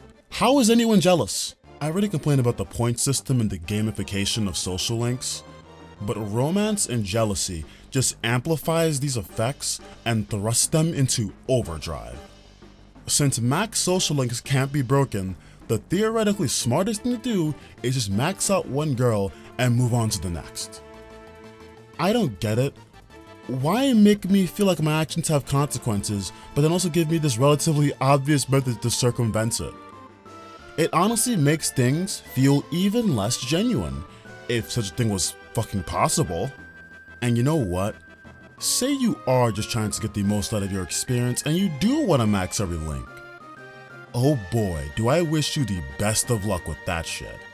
You're gonna be dancing and moonwalking around this goddamn jealousy mechanic for fucking hours. Buddy, you're gonna be staring at a max social link guide your entire goddamn playthrough. All while being tormented every play session with the looming sense of doom that all it really takes is 1 or 2 mistakes for you to fuck up this entire max social link escapade. I would know because this happened to me and I'm bitter. This headache just disappears if the game doesn't have this mechanic at all. But in typical Persona 3 fashion, the problem isn't the idea, it's the execution. On its own, I actually like the idea of a jealousy mechanic. I disagree with them abandoning the concept entirely. I think there should be consequences for not taking your video game girlfriend seriously. The problem entirely lies in how it's implemented by Persona 3. The 15-day penalty is atrocious. Why not make it something lower, in the range of 5 to 10 days? What about limiting the jealousy to when you're actually dating multiple girls at once and not just talking to the opposite sex? Maybe we should give the protagonist a choice on whether he actually wants to get into these romances, that way you don't have to deal with jealousy if you didn't want to. In a game where almost every social link is during the daytime, you can start to see how this combination of things can get so treacherous. I'm not asking for every single one of my suggestions to be taken into account or implemented into the game, but what I am saying is, you can have a jealousy mechanic and make it not completely awful. I think it's a missed opportunity that they just got rid of the system entirely for future games, rather than reworking it into something much more reasonable. And I feel like I didn't hammer this home enough, but it's exceptionally hard to take these romances seriously, especially because they're all forced. Aside from how it actually materially affects gameplay, it's just immersion breaking at a certain point. I know it's a fucking Persona game and I'd be really silly to take this shit serious, but come the fuck on. You don't even need to flirt with these women, and this romance shit just happens. You see, this is a place where the point system could actually come into use. Imagine if there was an entirely separate point system for romance specifically. Under such a system, certain responses would give you increased romance odds or slightly change how the girls interact with you. Again, this isn't an exact science, but the romance in this game feels stilted and completely forced, to the point of annoyance. You are forced into it, and you really don't need to quote-unquote work for it. I'll even go as far as to say that I think this forced romance shit actually ruins most of the female social links. I don't find it very surprising that my favorite female social links in the game are the ones that I cannot romance, such as a robot, a child, and random internet woman. The romance aspect of the other social links makes them boring, which is really unfortunate because most of these links are otherwise very personable stories that would have fit in my good category if it didn't feel like they were being watered down by a completely unnecessary forced romance plot hanging in the background.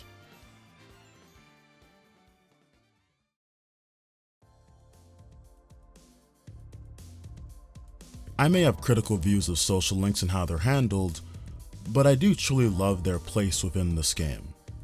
When done correctly, they're some of the most fun, entertaining, and thought-provoking aspects of Persona 3. I think it's a double-edged sword that social links are so intrinsically tied to the gameplay, but I find myself very tolerant of the negatives because, as far as I'm concerned, that bullshit is what makes Persona unique. I personally never played an RPG with social sim aspects before Persona. And to be quite frank, I don't think I've played an RPG that has done this even half as decently as Persona.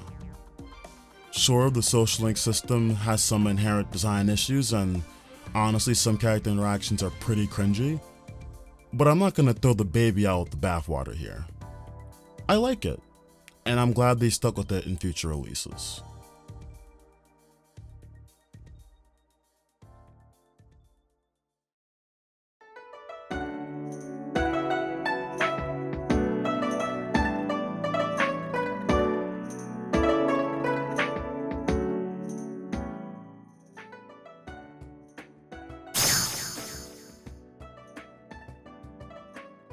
One of the biggest issues with this game's story is most certainly its pacing. This is a pretty standard complaint people have with the Hoshino trilogy of Persona games, and it's most certainly present here. I think you can break down the pacing issues into two separate but interconnected categories: the general pacing and the calendar pacing. The general pacing refers to how the overall narrative chugs along, and the calendar pacing refers to how the calendar system affects the overall story. Firstly, addressing the calendar pacing. The calendar by itself is nothing more than a mechanic within Persona 3's daily life system. Daily life is the in-game system that allows the player to choose how they want to manage their time and progress through the game. Overall, I like daily life, but it does have the unfortunate side effect of often slowing the game down significantly. Once you become acutely aware that the full moon countdown on the top right is just a giant signifier for how far away you are from actual story progression, it has the effect of engendering a sense of boredom into you. I'll give the game credit, it does very obviously try to speed things up by occasionally taking away calendar days and filling them up with nonsense like exams, summer classes, and any number of random events. But that definitely doesn't make up for some of the slogs you have to deal with.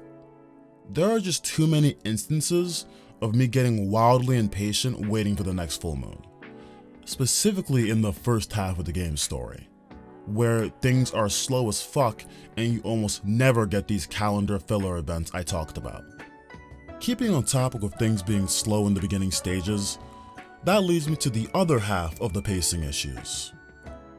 You see, a very common complaint regarding the stories of both Persona 4 and 5 is that the last act of those games dragged on pretty badly, and that the games took too long to end. Well, Persona 3 is special, because it works the exact opposite way. This game hit its peak in the last act, and this is where the majority of the goodwill and love for the game comes from. However, the beginning of this game is awful, just straight dog shit. My first playthrough had me considering quitting the game about 3 separate times during the initial hours. Replaying this game for the sake of this video was a chore in the beginning hours, and I was seriously wondering what possessed me to undertake this entire fucking project.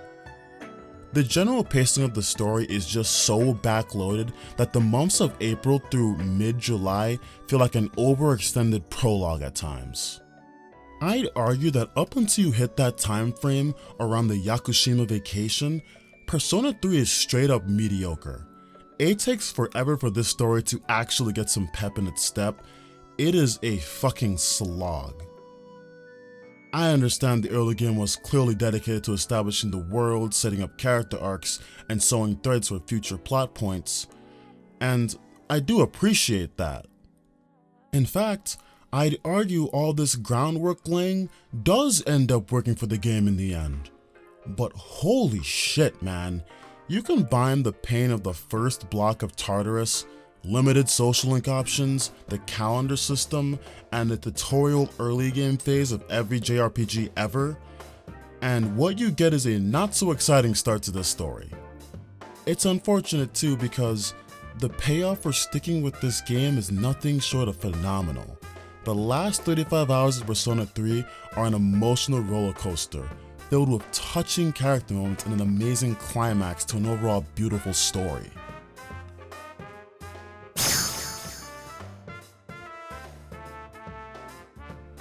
Strega is a group of 3 artificial Persona users that go by the name Takaya, Chidori, and Jin. These misfits were a part of an unlucky gaggle of children kidnapped by the Kirijo group and used as guinea pigs in some Persona experiments. Out of the 100 children tested on, only these 3 survived. Scarred and traumatized by this horrific experience, all 3 of them eventually end up basing their identities around the Dark Hour and living a philosophy of throwing away their futures and living strictly for the moment. Everything about this contrasts the goals of C's, making Strega the most obvious candidate to be an antagonistic force to that of the main cast. Despite how interesting this sounds on paper, Strega is easily the worst part of Persona 3's story. Strega is actually an important component of this story, But I couldn't blame you if you questioned whether or not they were even part of the original script for this game. From the way they are written, presented, and handled throughout P3's runtime, you would think they're the results of some out-of-touch Atlas executive demanding this game feature a cliché rival group for the main cast. For the overwhelming majority of this game, Strega is underwhelming. They spend most of this game just feeling like add-ons rather than the menacing rival force the game wants you to think they are. Strega is relegated to this fate for a multitude of reasons, but the main culprits for my disenchantment with Strega come down to terrible writing, poor gameplay presentation, and too little, too late characterization.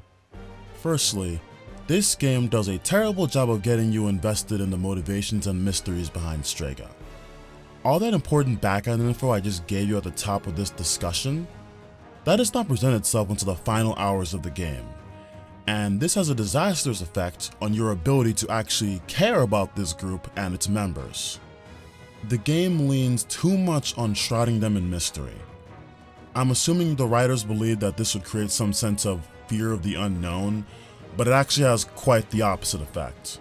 After a certain point, you just start to look at them as plot devices who exist only to impede the main cast and nothing else. I can only take so many scenes of Jesus-kun and Jin evading basic questions and delivering meaningless sermons before I just begin to dismiss them as some random cranks and forget they are actual characters with beliefs and motivations. Of course, all their behavior makes sense once you actually figure out what their deal is, but that doesn't happen for a while. This isn't helped by the fact that the actual character of the Strega members leaves a bit to be desired. I'm going to reluctantly exclude Chidori from this critique, but I have no reservation in declaring that Takaya and Jin are just weak characters. Characters especially hindered by the narrative choice to be very stingy with revealing motivations and background stories for Strega.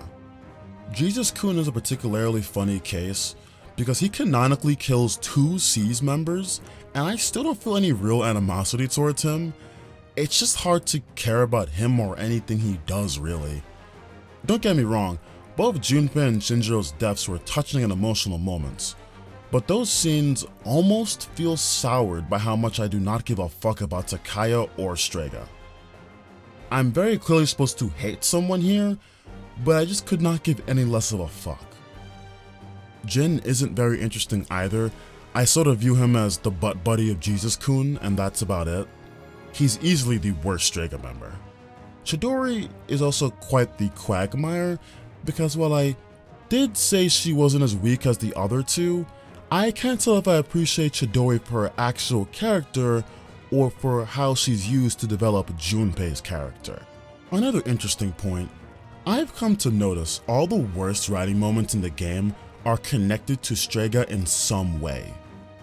The Chidori revival nonsense, Jesus-kun being entirely selective about when he's gonna kill someone with his revolver, Junpei being chained up by Chidori for an entire mission only to just shake them off suddenly, Jin for no logical reason telling Jesus-kun that killing SEES would be a waste of time, and these are just some of the ones I remember off the top of my head.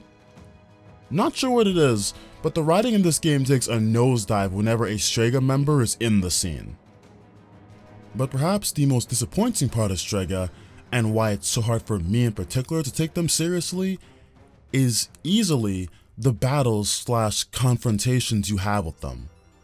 I'm not sure how else to discuss this, but from a gameplay perspective, they never feel like true rivals or thorns in your side, and it really hurts my view of them.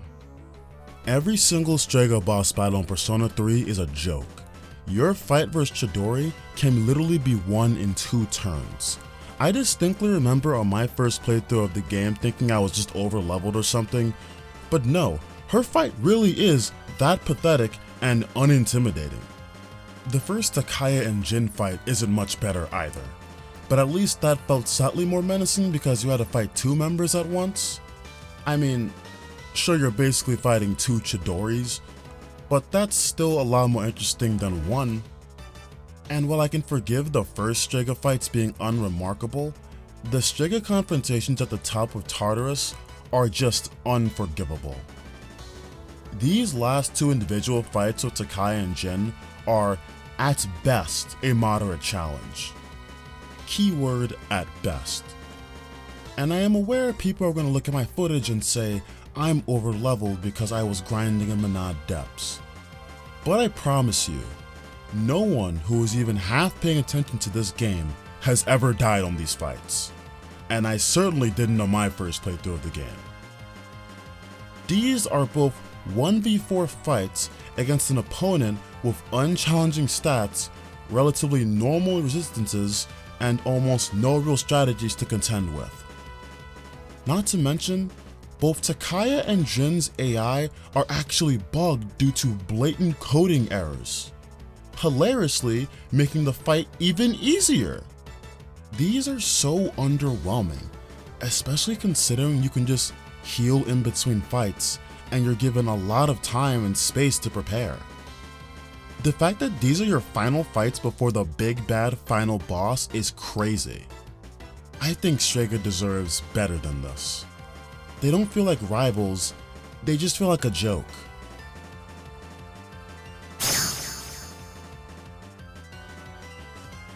While I do give Persona 3 a lot of shit for its pacing issues, it's not as if the game just completely wastes your time during the first few months. P3 makes an honest effort to set up character arcs and establish the personalities of C's members from the get-go.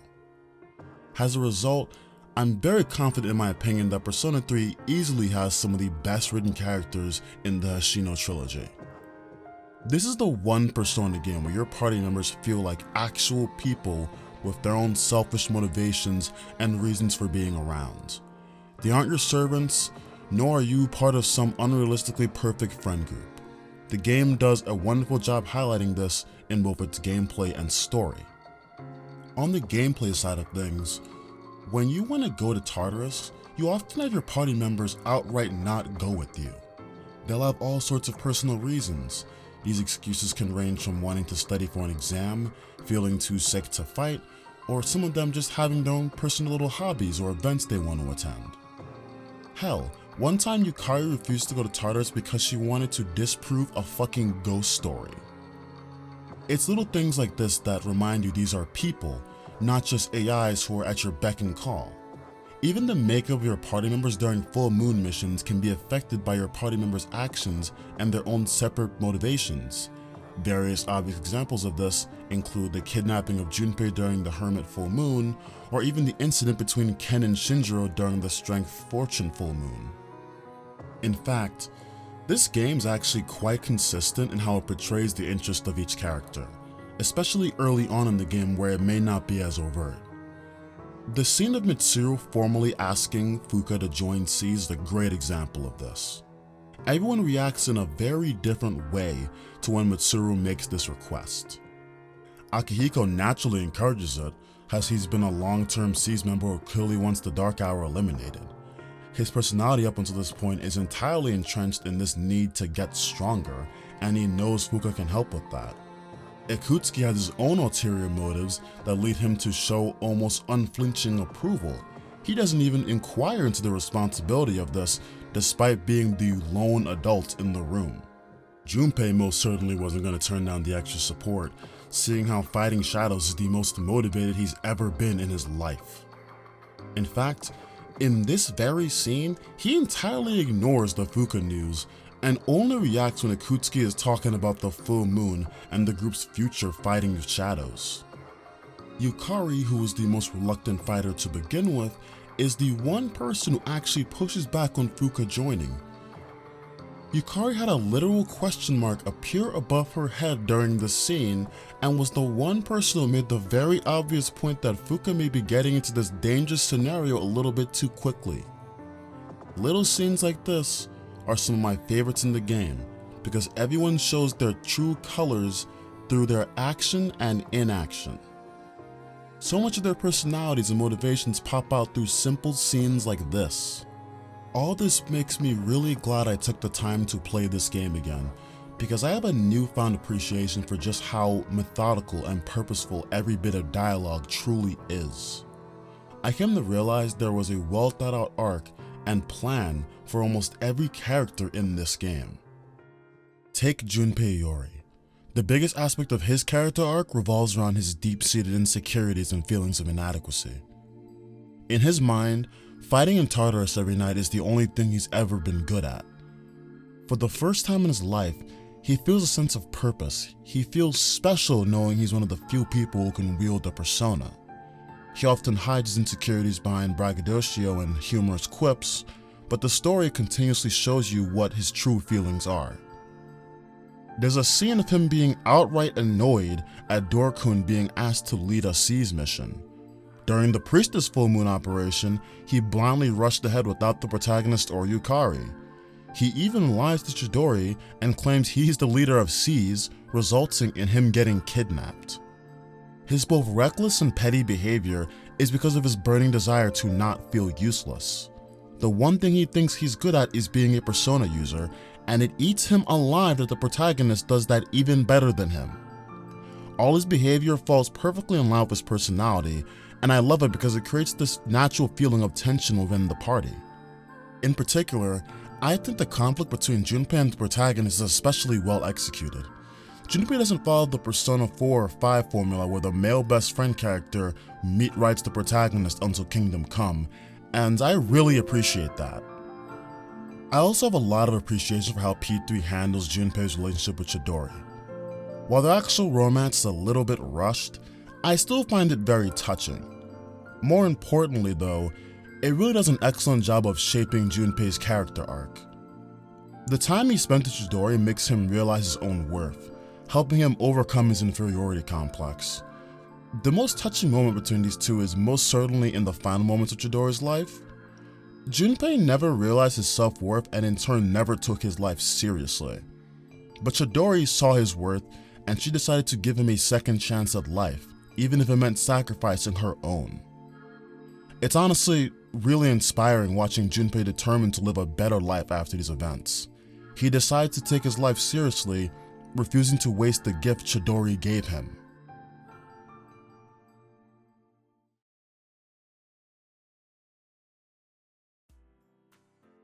Yukari is another example of great character writing. She's easily the most controversial character in the game, but I personally don't get it. Yukari's character arc revolves entirely around her fear of death and her having to overcome her trauma. Despite her seemingly bubbly personality on the surface, the premature death of her father and her estrangement with her mother has caused Yukari to form a warped view of relationships and the concept of death itself. We see several examples of Yukari's fear of death. Hell, we even see it in one of the first scenes in the game. In the opening cutscenes, you witness Yukari pointing an evoker at her head, but she's too scared to pull the trigger because it resembles suicide. She knows fully well it's not going to do anything to her, but she's just so crippled by the concept of dying that she will not pull the trigger. The game also has more than one scene where it points out Yukari's fear of ghosts, which is about as obvious an allusion to her fear of death as one could get. Another important moment is most certainly found in revisiting that scene of Fuuka joining Seas. After all the shit Fuuka has been through with Tartarus in the shadows, it feels as if the one person most concerned with the danger and possibility of death is Yukari. If you want to tackle this from a gameplay perspective, just look at her class in-game. It's not a coincidence that someone who is perpetually frightened by the concept of death is also the best healer in the game, a class entirely focused on avoiding the death of you and your party members. However, the most obvious and highly concentrated aspect of Yukari's fear of death manifests in her inability to form close relationships with others. Aside from some initial bonding moments with the protagonist, she refuses to get close to anyone, despite how much of her heart craves it. In her mind, it seems that if she avoids any form of intimacy or closeness, she wouldn't have to deal with the pain of losing someone. She has a reputation amongst Persona fans for being a bitch, and I think a lot of the behavior stems from this. I feel that many of her antisocial or rude behaviors are instinctive reactions, her defaulting to the idea of not letting anyone get too close, even if it means being a bit closed off, unnecessarily skeptical, or just rude to other people. People like to point at instances of her being an asshole to Junpei, but I don't think anything highlights this aspect of Yukari's personality better than her relationship with Mitsuru towards the beginning of the game. Yukari seemed to never actually give Mitsuru a chance at friendship, and with Mitsuru in particular, she takes this closed-off antisocial shit to a whole new level. Even with minimal evidence, she's constantly skeptical towards Mitsuru and her motivations. While there is an aspect of teenage jealousy here, it more so seems that Yukari's default toxic approach to relationships is what took over, with this attitude only being amplified by Yukari just default associating Mitsuru as the face of the Kirijo group. Yes, it is revealed that Mitsuru isn't being entirely forthcoming, but I think a lot of Yukari's behavior here really does boil down to traumatic experiences informing how she approaches her relationship with other human beings. And it's quite ironic, because once Yukari does manage to gain some closure regarding her dad's death, Mitsuru actually ends up becoming Yukari's best friend, a relationship she could have never had at the beginning of the game. Yukari, for the majority of this game's runtime, seems to take the approach of running away, never truly embracing life because she's too caught up in avoiding death. However, the events of the story seem to flip her perspective. When Ryoji presents to the group the choice of confronting death or having their minds wiped, most of the group find themselves pondering this decision, unable to make a choice. However, Yukari, before anyone else, and in sharp contrast to the others, immediately has an answer. I don't want my memories to be erased. To forget everything would be like hiding from the truth. Yukari chooses to confront Nyx, death itself. After all this time, Yukari realizes that living means looking death square in the face rather than running away from it constantly.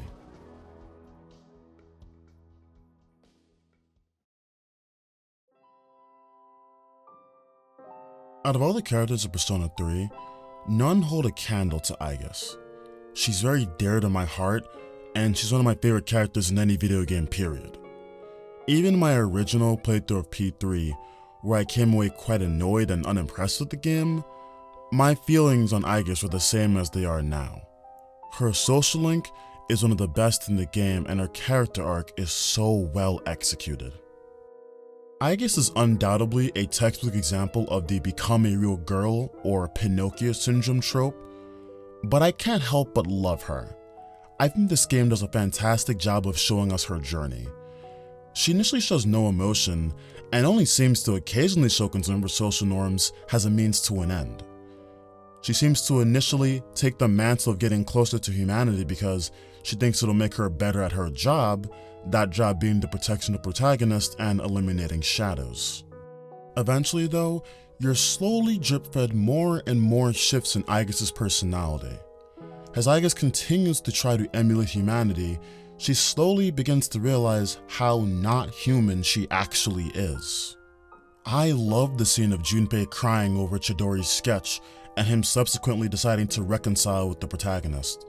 As you watch both Junpei and the protagonist talk to each other, there's a very purposeful decision in this scene where Aigis points her head down after seeing the two of them sharing an emotional moment together. It's a very obvious sign of the discontent she's starting to feel. She wants to experience emotions in the same way she just witnessed between these two characters. And then right after the scene, you have the option of talking to Aigis, who is now sitting on the couch. If you choose to talk to her, she expresses to you how she's glad that Junpei's mental health is starting to recover. But then, Aigis tries to rephrase the way she words this, with her explicitly telling you how she wants to sound more human, with her sprite even turning into a smiling face when she rewords the sentence. It becomes even more explicit 2 days later, where Aigis outright admits her feelings. She tells Junpei how she envies his ability to live, whilst all she can do is function, claiming that she is nothing more than a machine.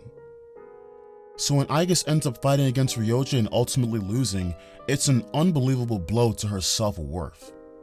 Not only did she lose against a shadow, she retroactively failed to protect the protagonist through her action of sealing a shadow inside him 10 years ago. From this point on, a good portion of Aigis' story is rooted in her search for the answer on what it means to live. It's around here that the character of Aigis becomes something special to me. I can't help but intimately relate to what Aigis feels. There is no definitive answer as to what it means to live or function. So when you feel like you're failing at your one purpose, it's really hard to reconcile with that.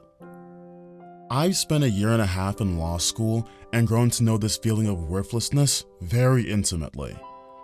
I've told myself since I was a child that this is what I wanted to do with my life, become an attorney. This is a goal that takes years of effort to achieve, and I've struggled to even get to where I am now. So you can imagine, every time I don't get that good grade, every time I don't get that internship, every time I don't understand a concept, and every time I don't succeed, it's hard to not internalize that.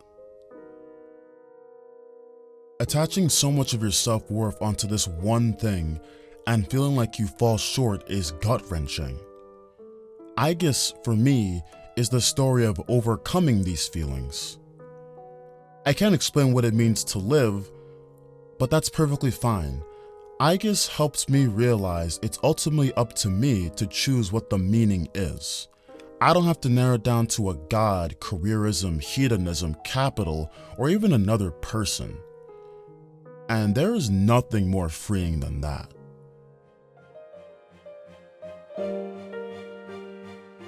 I know what my purpose is. I'm a machine who is here to live. And the one who has given me this new purpose is me. Aigis. This is the promise I've made to myself. I don't know how I'll do it, but I guess that is part of living too.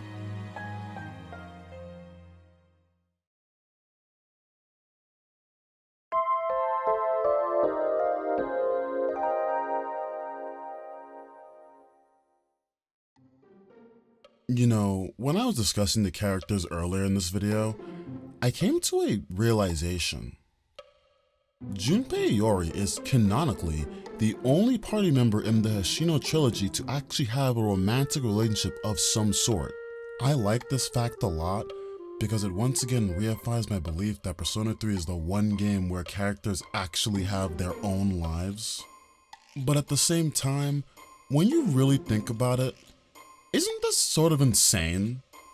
Are you really trying to tell me every other Persona main cast member is a fucking loser who cannot have a relationship outside the fucking protagonist?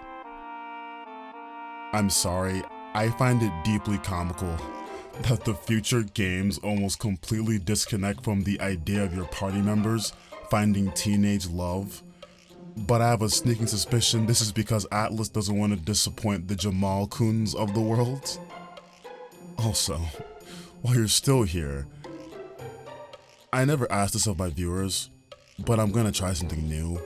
If you could like, comment, share, or do any of that with this video, it would help a fucking ton and I'd appreciate you more than anything in the world.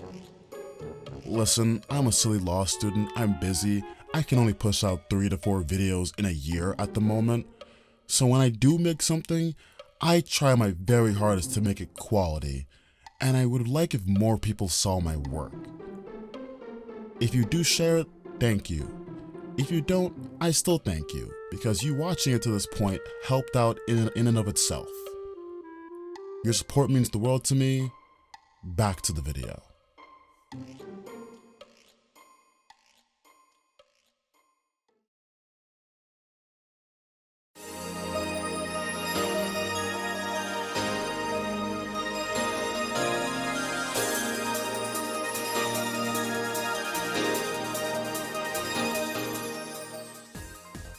Atlus makes extremely Japanese games. Many of them, especially Persona, simply cannot be removed from this context. The game just oozes it from every corner and crevice. Intuitively, I kind of understand why someone would be resistant to hearing American voices while playing one of these games. It's a similar reason some people get so hung up on the whole sub versus dub debate in anime. I can't fully explain it, but there's something that just feels correct hearing how these voices were originally meant to sound. If you aren't comprehending my point so far, let me flip your perspective. How many of you remember the 2005 animated sitcom The Boondocks? For those of you who do know what that show is and are fully aware of how aggressively American it is, please imagine it, but with Japanese voices. By the way, you don't have to imagine it, because a Japanese dub fucking exists and I'm going to show it to you. ピンプネームドスリックバック1分待ってくれない？ 1分だじゃあその間にお祈りをしよう。主よ、この哀れな女の魂を救いたまえ。この俺の手に清く正しい力を与えたまえ。傲慢なこの女が身の程を知るように。アーメン。アーメン。イエーイエ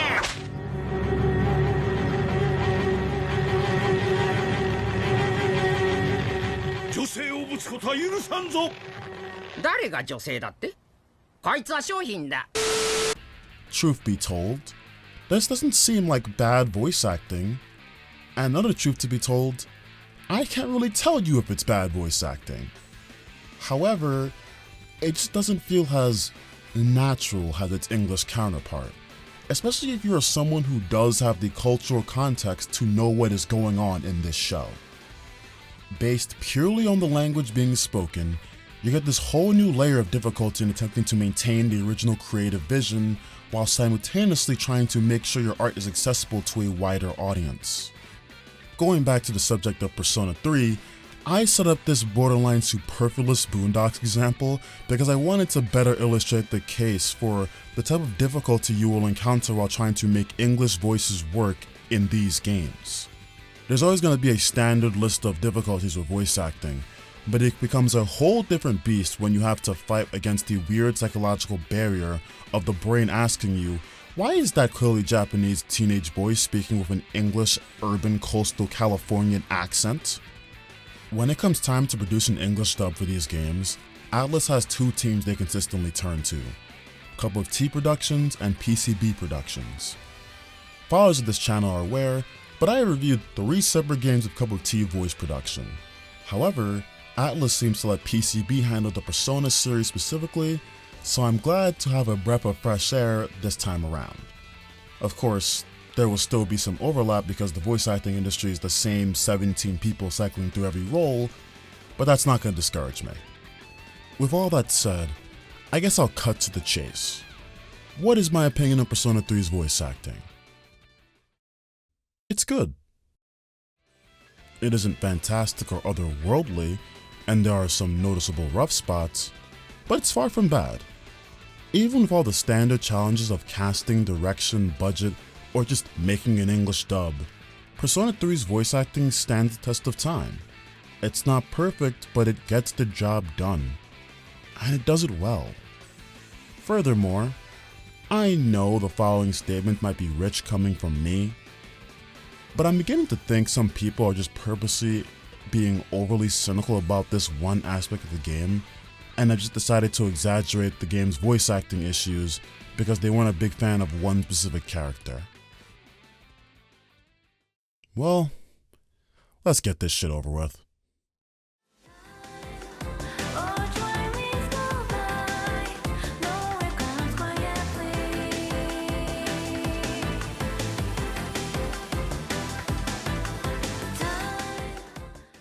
In discussing Paula Tizo's Fuuka performance, my opinion has gone back and forth many times over the years.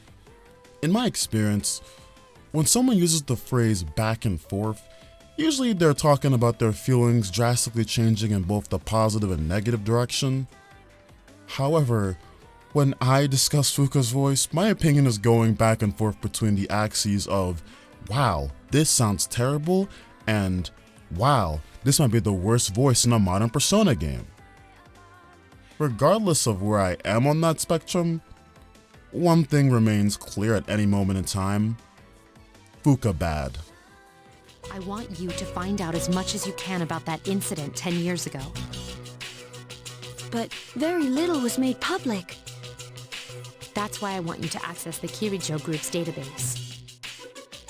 You mean hack into their system? That's illegal. I really take no joy in this, and don't want to just rip on Tizo's performance here, because she easily has the hardest role in the game. Fuuka is not only a major character who's consistently present in the story, she's also the goddamn navigator. You hear her voice more than any other voice. There's a lot of pressure in that. And this is the sentiment echoed by both the voice actors of Mitsuru and Fuuka in the Persona 3 remake. The sweet, breathy parts were fine, but when she had to shout, "4 enemies remaining!" and then have to the script for the battle as the navigator... Oh, the navigator script is tough. It's a lot. It's a rough script. I've done part of it too. It's rough. It's a lot. Yeah, and especially with the vocal placement, it was a little bit difficult for my voice, but PCB... All my sympathies aside, I have to confront the truth of the matter here, and that truth is, of the original Persona 3 cast, there is only one major character who received a voice change in the subsequent spin-offs, and it's Fuuka. The most standout and terrible part of Fuuka's voice is most certainly how flat she sounds. Fuuka just constantly sounds uninterested and it drives me insane. I don't feel a thing when she speaks, especially in her role as the navigator. I think Gon Frex could be alone in a locker room and Fuuka might have trouble motivating Hisoka to take a visit. I've heard some people run defense for Tizo's delivery here and blame it entirely on direction. I guess the idea is that director Keith Aram simply thought Fuuka's voice should have been more low-key and subtle, so he directed Tizo to just go in that direction entirely. While on its face, this is probably a reasonable assumption, I have two issues with it. Number one, I don't even know if I believe that the voice direction is truly the issue here. In my admittedly limited experience with Tizo's VA work, she just sort of sounds like this all the time. My playthrough of Final Fantasy X is still haunted by Lulu's voice. He does look a lot like Chapu. I was surprised too, the first time I saw him. But no matter what he looks like, he isn't Chapu.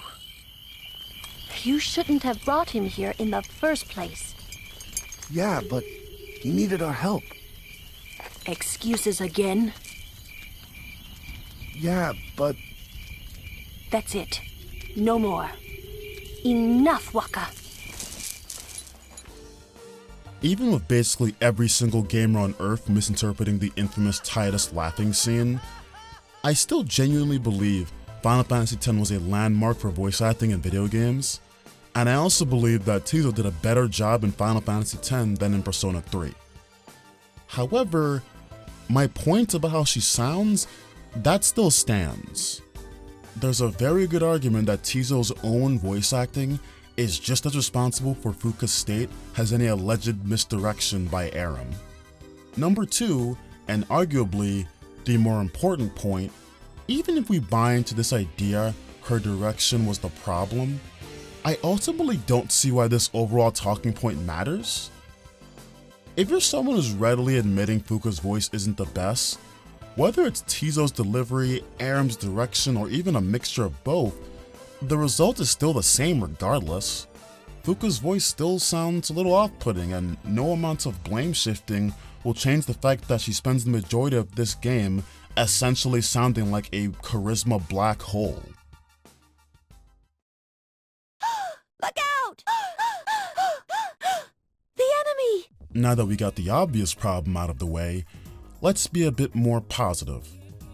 To start off, I think PCB did a fantastic job of casting and actually choosing who voiced which characters.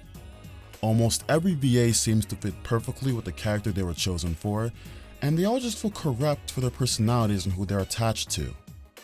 Take Mitsuru for example. One of the biggest aspects of Mitsuru's personality is that she plays the adult role in C's. She's the responsible person, and constantly giving C's members the parental guidance they are all clearly in need of. At the same time though, she's aloof, disconnected, and a bit of an inexperienced rich girl who has moments of difficulty relating to her peers.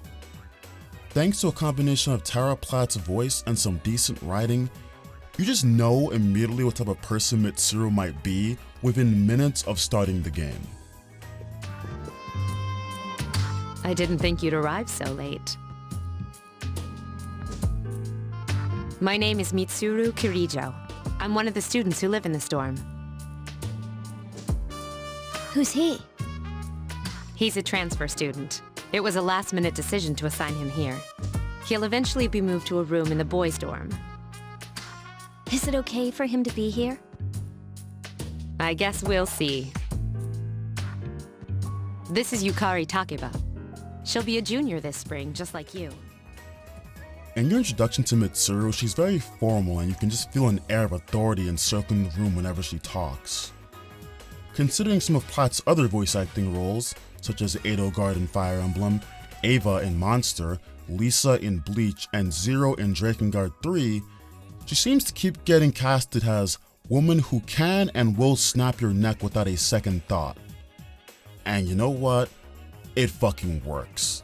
She kills it as Mitsuru, and I think she's easily one of the best voice acting casting decisions in this game. What makes the voice acting in this game good isn't just the casting, however, it's also the actual acting itself. I don't think there's a single voice actor here who isn't giving it their all. Junpei is a great example with regard to this. Vic Mignogna just captures the essence of Junpei's character so perfectly. The insecure man, the angsty teenager, the class clown. Not only does Mignogna's voice perfectly fit the role, his acting does so much to prop up the character. Despite the jokey and lighthearted moments constantly attributed to Junpei, Mignogna knows how to switch gears and respect whenever Junpei is having a serious moment. Junpei is a person like anyone else, and he has a full range of emotions. Mignogna doesn't let you forget that.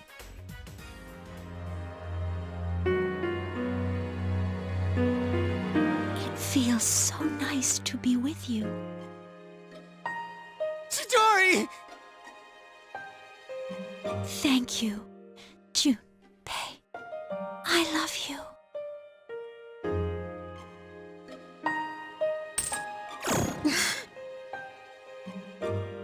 This can't be happening. Chidori!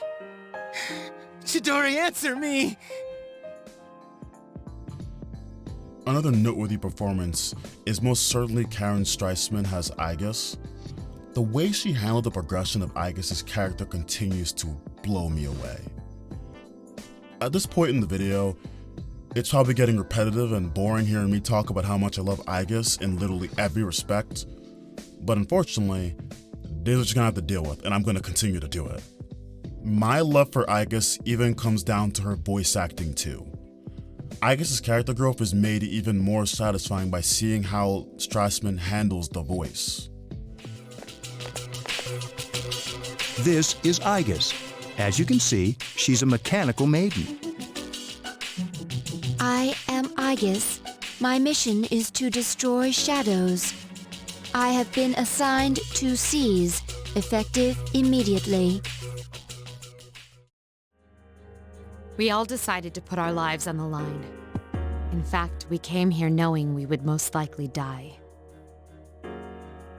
How could I be so powerless? This is what I was trying to prevent. One of my favorite things about Strassman's performance is that even when Aigis reaches the stage of sounding much more human, Strassman still maintains a little bit of that robotic tinge in her voice. I think it really plays well into the themes surrounding Aigis' humanity or lack thereof. One minor complaint I'd like to address is the multicasting. The English dub has around 11 voice actors as opposed to the Japanese having 17. I understand the budgetary constraints at play. You can't hire new voice actors for every single character, especially when English is not even the original language of the game. That's understandable. However, it is kind of annoying to hear Grant George do the voice of Shinjiro, Jin, and Officer Kurosawa all at the same time. Grant's a talented dude, no doubt, but the only voice he should be doing here is Shinjiro. It's very obvious that's what he was casted for, and he obviously does a fantastic job with that specific role. With Kurosawa and Jin though, I don't really like their voices. This is doubly so for Jin, considering how often I have to hear his voice in particular. I can't even truly tell you why I dislike their voices. Is it because their voices aren't casted properly? Is it because I can't get it out of my head that they all sound like Shinjiro? Is it a mixture of both? I don't know. Regardless, I can connect my issues to one source. I only want to hear George doing the one guy he was clearly meant to be voicing. I should re-emphasize, I don't think multicasting is a huge deal. Because for every other voice actor who had to do it, it was either negligible or barely noticeable. Yuri Lowenthal did the protagonist Pharaohs and Ryoji, meaning he essentially voiced one or two characters depending on who you ask. Derek Stephen Prince handles Mitsuru's father and Takaya, but he does a pretty good job distinguishing both voices, so I barely notice. The only other noteworthy example is Karen Streisman doing both Natsuki and Aegis, which is pretty rough for Natsuki, but I can sort of forgive this because of how relatively short Natsuki's relevance in the story is.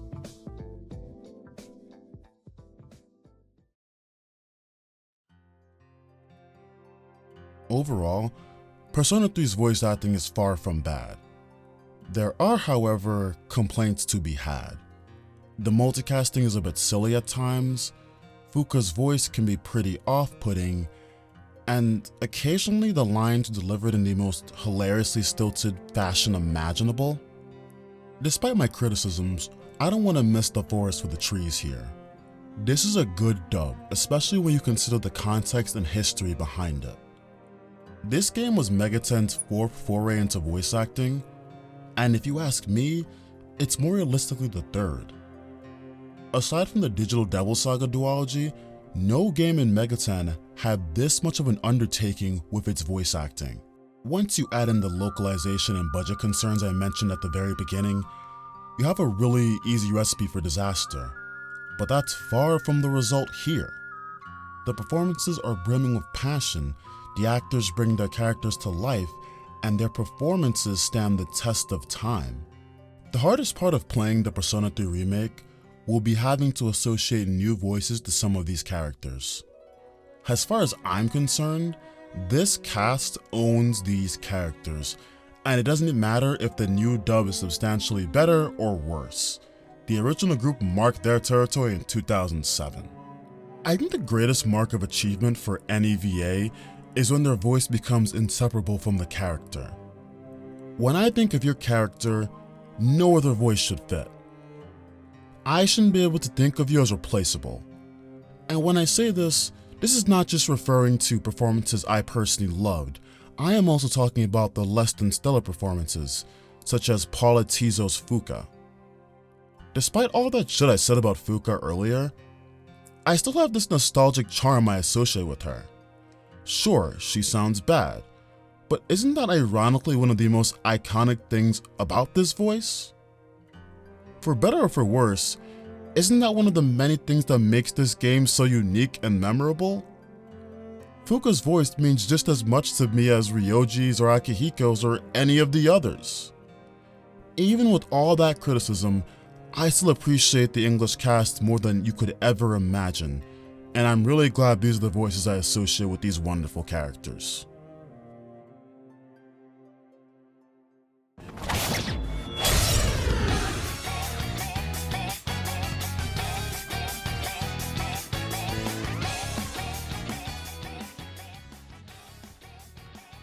When we talk about Persona 3's visuals, we gotta get the obvious out the way.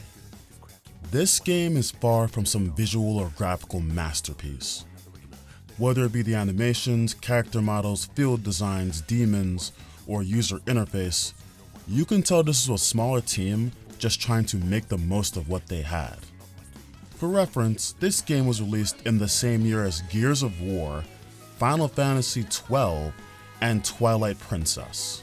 Have your opinion on how good or bad those games actually are, but I'm just trying to set the scene here. Persona 3's dev team wasn't anointed with a good budget, a wealth of resources, nor even the guarantee their studio would exist in the next 3 years. Despite the restraints, there is one thing this game has going for it. It has some fucking style, and it has it in spades. Perhaps what I love most about this game is its user interface and menus. You can clearly see the designers laying down the foundation and groundwork for something truly amazing in the future. Seriously, Persona 5's roots and DNA are all over this game. When you think about the universal praise P5 gets for its groundbreaking user interface, visuals, and art, just remember, it's all sitting right here in its very infancy. P3 is P5's fucking father. Now, I'm aware saying Persona 3 has style isn't the most descriptive terminology, but you gotta stick with me here. Everything about this game's visuals have a sort of flamboyance and swagger I can't simply just put into words, and nothing exemplifies this better than the UI during a battle. Whenever you hit a weakness in a fight, this little cut-in of your eyes that flashes across the screen is genuinely one of the most satisfying visuals in a video game. Dopamine just going off the charts when this shit shows up. Or whenever you manage to get a critical hit, your character always does some little over-the-top and super satisfying animation. Don't get me started on the all-out attacks either. The way the character portraits slide in alongside the exclamation marks, there's just something so cool about it all. There's a reason why they kept these ideas in every game afterwards and proceeded to improve on them in each new iteration. So much of what makes Persona is these aesthetics and the general attitude of the games, and I cannot imagine P4 or P5 or any Personas as being as good as they are without religiously taking notes from their forefathers and relentlessly improving on the formula in each title. And yes, I am painfully aware that I have barely discussed the actual user interface in this part so far, but you know what, these sections are just an arbitrary structure I've chosen for the video essay format and mean nothing, so let me be a free spirit and gush about this game the way I want to. Anyway, Persona 3 doesn't just limit itself to making a battle look good, you can even see it in the rest of the menus and overall UI. I believe what makes a successful user interface comes down to three factors: clarity, functionality, and aesthetics. Clarity comes down to how easy it is to comprehend the UI, functionality relates to how useful the UI actually is, and aesthetics is all about how pretty you can make it all look. I think Persona 3 does well on all these fronts, with an emphasis on the aesthetics. I think it's best we started off simple, so press triangle and open up the main menu. This menu does its job and it does it well. It's very clear, everything you need is laid down in a very comprehensible fashion. You aren't overloaded with options or clutter. The most important information such as player stats, persona info, and money are right up front and easy to access. The menu options are placed comfortably in the top left corner with little dots on the side to make it even easier to tell which option you're clicking on. The main menu isn't just clear, but it also functions very well, making navigation through menus almost effortless. A classic problem you face in some games is frantically having to switch back and forth between menus, but this game is great because you don't really need to do that. Whatever menu option you click, whether it be persona, equipment, or status, odds are you'll be done with whatever you needed to do in one little trip, which saves a lot of time. However, I'm not going to sit here and blindly praise the game either. For as functional as it is, it's not without fault. One example I go to is a really specific and annoying quirk in the Persona section of the main menu.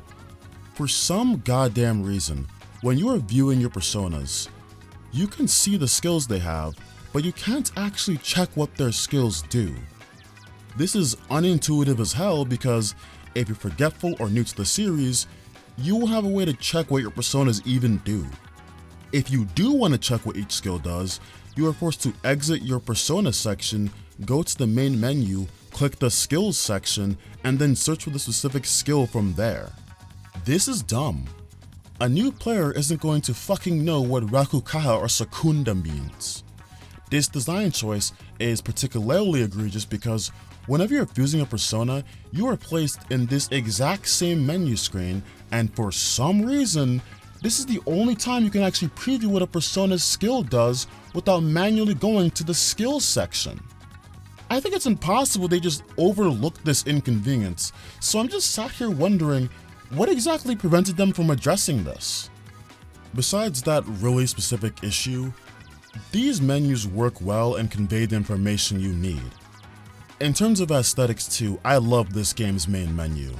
Look at how the words scroll across the screen depending on which submenu you're in, or the status screen and how there's a silhouette of your character that blends in and moves across the background. Not to mention, everything contrasts perfectly because of how this menu handles its use of this gold-blue color scheme. I'm not video game Yahweh. I am not an omniscient being harboring infinite knowledge about video games, but I sincerely wonder how many games were going this far with the user interface and menus, especially with budgetary constraints in the mid-2000s. Yes, this all looks old compared to anything we have now, but you have to start somewhere. And even with it looking old, I'd argue Persona 3's menus and interfaces still hold up really well. A statement which is most certainly to be true in a modern landscape that is full of game devs who are directly influenced from their experiences playing this game as teenagers.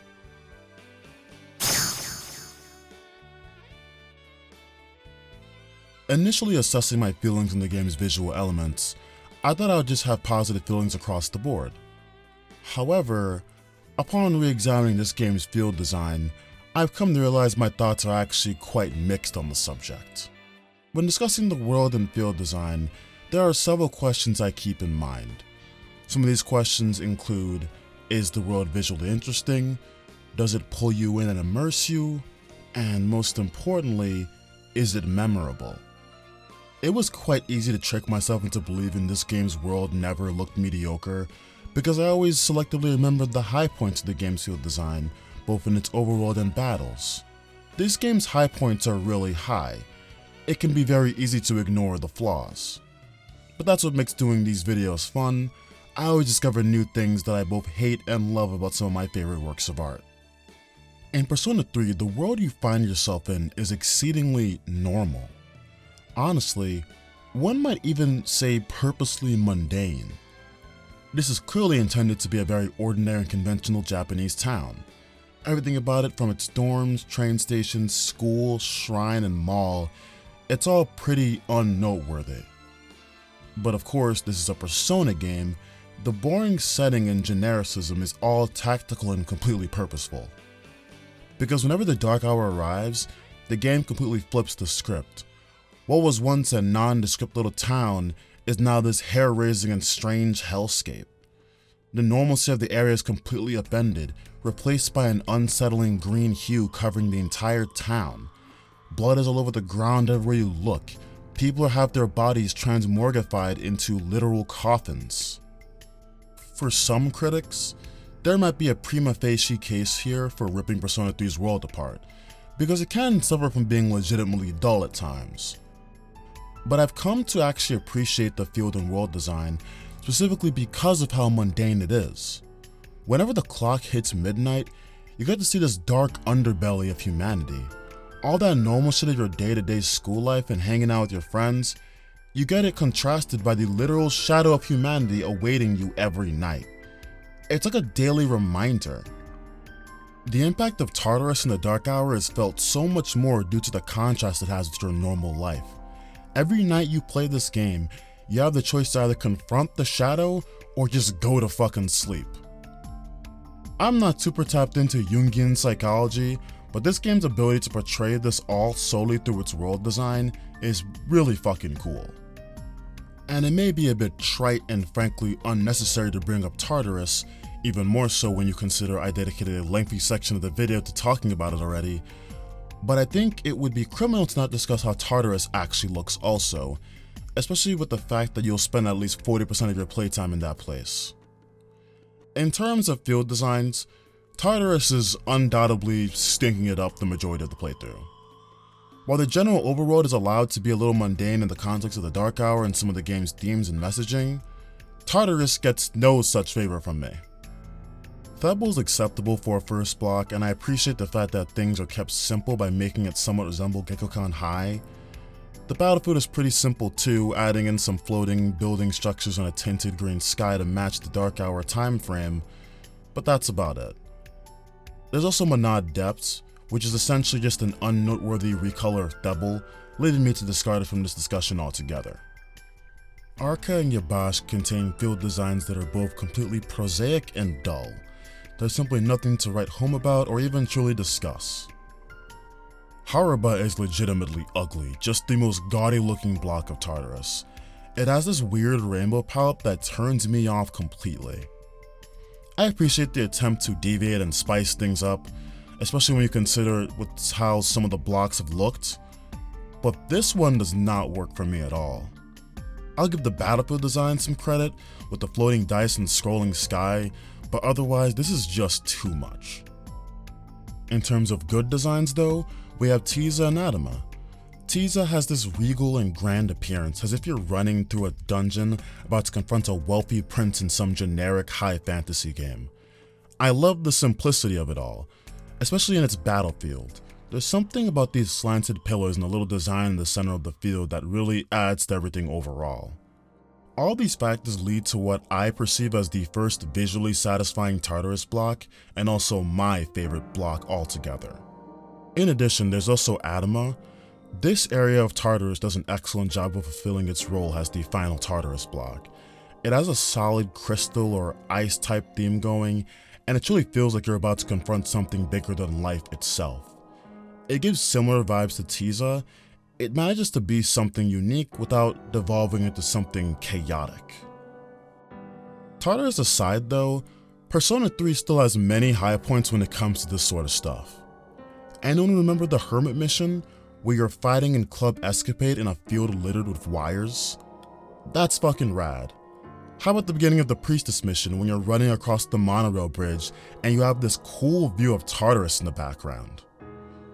Also, the fight on Moonlight Bridge, the same place where the protagonist had death sealed in him 10 years ago, I really like that in retrospect, even if you don't know about it until your second playthrough.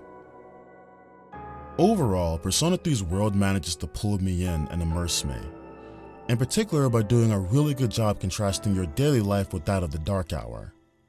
What seems to be divisive for me is how uninteresting and unmemorable it can look sometimes, which mostly relates to Tartarus. But Tartarus aside, I think this game does a really good job on this front.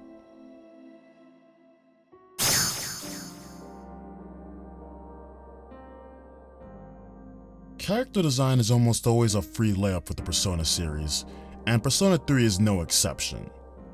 This all of course originates with Shigenori Sojima, a man who I will continue to sing the praises of until the day I collapse. Sojima was made both art director and head character designer for this particular game. I don't think it's possible to overstate how deeply stressful a position this must have been. Not only was he overseeing and directing the entire art department, he was being tasked with putting a face to all the characters you've come to know and love. On its face, that's a lot of shit to put on one guy. To be fair, I could be overstating how much he actually had to do, because anyone who has worked on a major project before knows very well that the credits are never truly an accurate reflection of what your role was, how much you contributed, or even if you actually did that specific job you were credited for. That qualifier aside, even for an industry veteran, I suspect undertaking this sort of load would be insanely taxing. And at that point when Persona 3 was being developed, I don't think Sojima was an industry veteran. But despite the mounting pressure of Atlus's incoming insolvency and an enormous responsibility being placed square on his shoulders, Sojima still managed to stand tall to the occasion and deliver the quality we've come to expect from the series. Party members, supporting characters, social links, antagonists. No matter where you look, you can see the effort this team puts into leaving every character with a distinctive and indelible look, with a commitment to using these designs to truly highlight a character's personality. Unsurprisingly, Aigis hands down has one of my favorite designs in the game. Her look completely embodies her internal struggle with her lack of humanity. She has a feminine figure and the facial appearance of a beautiful young blonde woman. Simultaneously though, you'd be quick to notice her hollowed fingertips, the exposed mechanical insides near the shoulders and pelvis, or even the distinct lack of toes. Aigis gives the appearance of a teenage girl, but her true purpose is that of a weapon, and like any decent weapon, form follows function. In the case of Aegis, the human form takes a backseat if there's any way to make her function of killing shadows more efficient. Visually, she's still a machine where it matters. There's a very old blog post where Sojima has actually stated that Aegis was the last design of the main cast. This is because he was simultaneously working on world building and character design during development. Thanks to the details of the world not being fully fleshed out, Aegis was a challenge because Sojima simply couldn't decide how to balance reality and fantasy with Aegis, with him not knowing how far he'd like to go with the science fiction route. My favorite little detail he reveals about Aegis' design concerns one of the more robotic parts of her body, her ear. According to Sojima, instead of going for a high-tech look, he instead took inspiration from the Antikythera mechanism, an ancient Greek hand-powered orrery which is described as the oldest known example of an analog computer used to predict astronomical positions. He even specifically drew a picture of what it might look like if Aegis broke apart, but there ended up only being one scene where her ear ever got blown out. I actually tried to check through more of his old archived Atlas blog posts because I really wanted to find additional in-depth description of Sojima's creative process, but I couldn't find anything else much in terms of useful info. And that's kind of sad because hearing this guy describe such a random source of inspiration is absolutely fascinating. What else makes him tick?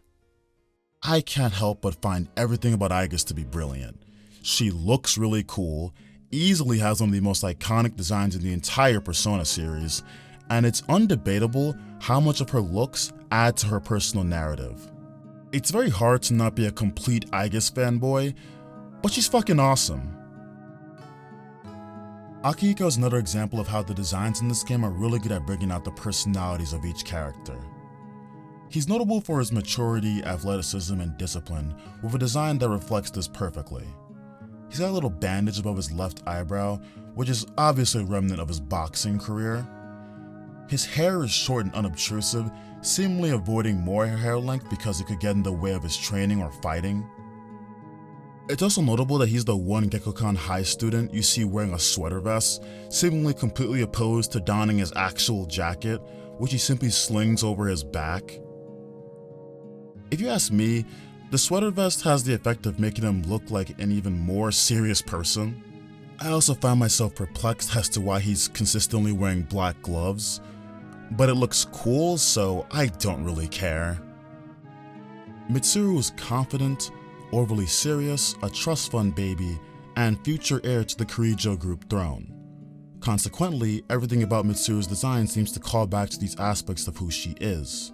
She wears these black high heel boots that reach up to her knees, footwear I'd say comes across as both classy but also slightly intimidating. Her hair is long and well groomed, which is really fitting for a person who holds out to the world with an almost noble or royal presence. She also wears this white blouse, which is a huge contrast to Fuuka, Yukari, or any other girl at Gekkoukan High. It really amplifies this sense of Mitsuru being something important or higher than the rest of her peers. These three that I decided to mention are far from the limits of the character design within this game. There's plenty more here I really fucking like, whether it be the punky and edgy design choices of the Strega members, Ken's very childish and boyish appearance, the insouciant and lackadaisical feeling of Junpei, or the girlish intensity that reverberates off Yukari. Sojima seems to have quite the talent for creating these marketable, aesthetically pleasing, and fun-looking characters.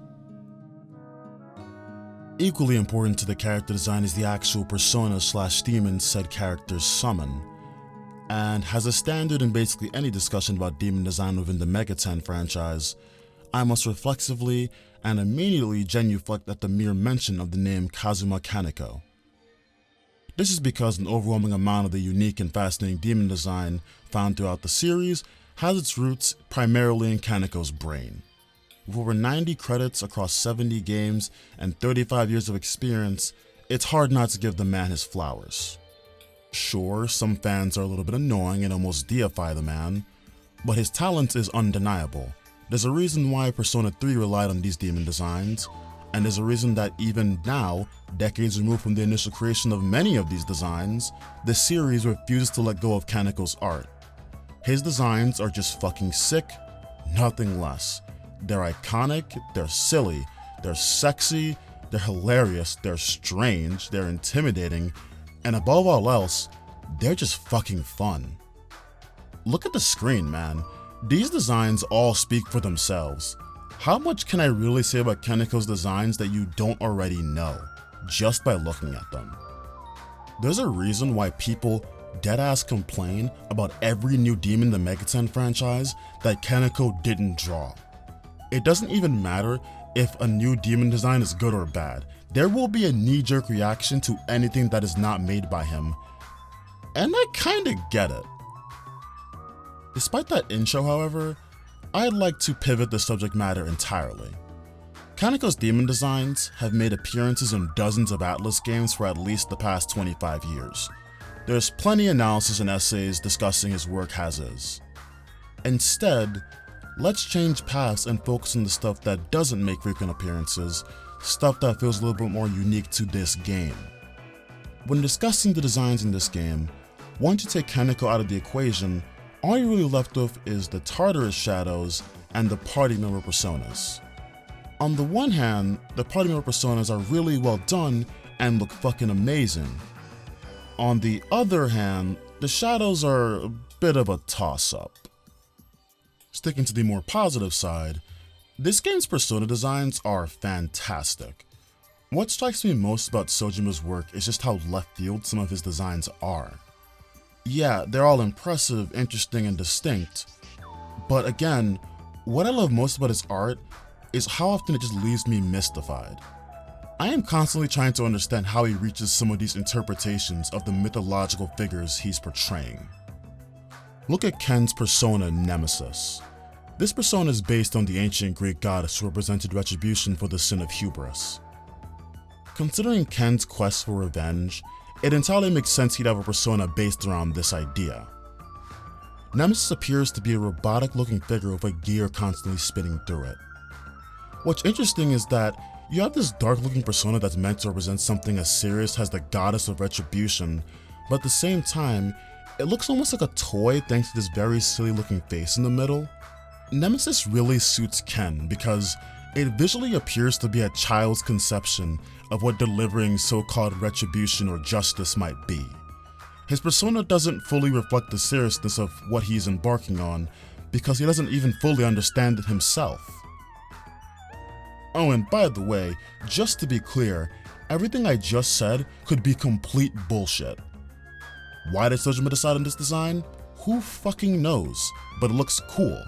It leaves room for me to pull whatever meaning I want from it. Even look at Polydeuces and Castor. I could not describe what either of these are, but once again, they look cool. So who gives a flying fuck? I love the similarities between the two designs, especially in the context of the mythological background of these two. It blew my mind when I realized Polydeuces and Castor are based on two brothers of the same mother, but Castor was the son of a mortal man and Polydeuces was the son of Zeus. Very fitting with the game's story when you realize who ends up actually dying. Caesar is also mind-blowing, easily one of my favorites in the series. The way its black skin contrasts perfectly with the white royal color scheme of its clothing, the decision to have the small humanoid figure inside its hollowed out chest, or the globe it's holding, which it raises to the sky when it's casting a spell. Tell me this isn't the sickest fucking looking persona. Another favorite of mine is Messiah. This persona definitely lives up to the lofty nature of its namesake.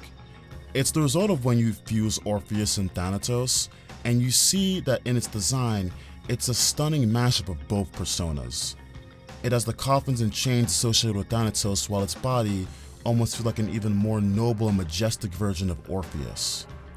The final boss of this game is level 76, but I essentially removed all the challenge from it because I grinded up to level 90 just so I could fuse Messiah. I didn't even really end up using it during that final fight, but Messiah has the effect on you where all that matters is the satisfaction of just owning it. It represents this massive culmination of all your grinding and effort, and I think a lot of it has to do with just how much I wanted to look at the persona. For as much as I do love the persona designs, it's time to flip the script and get back to some good old-fashioned critique. Earlier I referred to the shadow designs being a bit of a toss-up in this game, and I feel as if I should further elaborate. My complaints do not lie so much with the full moon shadows or nicks. Those are fine. My problem more so lies with a lot of the regular shadows you encounter in Tartarus. Upon first glance, it might appear that there are hundreds of enemies and a ton of variety, but in reality, there's only about 35 to 40 total shadows spanning across the entirety of Tartarus's 264 floors, 274 if you include Menad depths. The dev team saves time and money by simply taking those 40 shadows and just recoloring them every couple floors. Yes, it is cost effective and I understand why they did this, but I still am not 100% on board with it. If there were only a couple recolors, or it was done with a bit more tact, I might have been able to tolerate it a bit more, but each shadow legitimately has at least 3 of these fucking recolored clones, and it gets rather boring. Maybe I'm being really anal about this, maybe I'm being a little bit overly analytical, maybe I'm being a petty bitch, but you can't tell me you're ecstatic or particularly impressed to encounter 9 different colored dice shadows or another one of the 13 goddamn Mayas. It's all the more frustrating when you realize that the actual shadow designs aren't bad either. Upon further inspection, I actually like a lot of these. The Musha type shadows look fucking awesome. They have the intimidating samurai thing going on, and I like it for no other reason than samurais are rad and this shit is rad. There's also the Gigas shadows, who so clearly represent Hulk Hogan, I'm shocked WWE and their vampiric litigious team haven't filed a takedown notice directly to Atlas HQ yet. But seriously, do you know how awesome it is that there's just a giant hulking shadow in his underwear casually walking around Tartarus getting ready to beat your ass? This is the type of shit I love about this game. It's so goddamn goofy, but it works. In addition, despite how critical I am about recycling and recoloring, it isn't always done badly in this game. Sometimes I like how they go about it. For example, take a look at the drive type shadows. I like the base design of these as is. They're these weird machines with multiple legs that sort of function like wheels. And then instead of arms, they have a weapon affixed to their sides that varies depending on which drive you are fighting. This is the sort of recycling I can get behind, because at the very least, whether it be a sword, lance, or bludgeon, there's an actual attempt at variation here. I'm still not a big fan of the recycling overall, but this is a way better thing to me than whatever the fuck is going on with the tiara or book shadows. Furthermore, I glossed over this point earlier, but it would be kind of fucked up if I didn't give proper acknowledgement to some of the full moon bosses. Particular favorites of mine are the Hierophant and Priestess.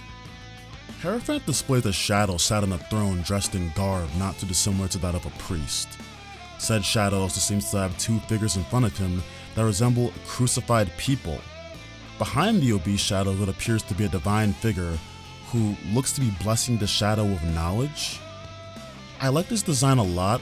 It depicts a blessed religious figure abusing their position of authority to manipulate those around him, which makes perfect sense for the shadow representation of the Hierophant Arcana.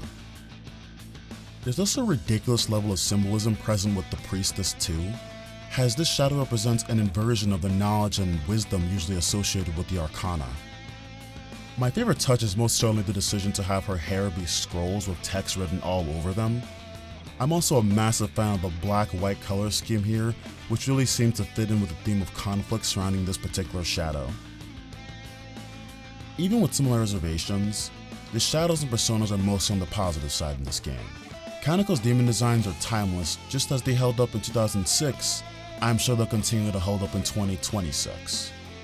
Sojima's persona designs are these strange and endearing oddball interpretations of mythological deities.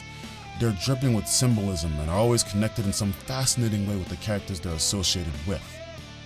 At the game's lowest, maybe you could complain about the repetitiveness of some of the Tartarus shadows, but I don't think that's too much of a knock against everything else here. Within my short 23 years on this planet, video games have gone from looking like this to looking like this. Fuck, even Persona games have evolved tremendously within the time frame of me being alive. It would be very easy for a detractor to lecture me on how simple Persona 3 looks and dismiss my praise of it on a visual front. But if you take off your 2023 hindsight goggles for 1 second, you'd realize Persona 3 is a visually impressive game.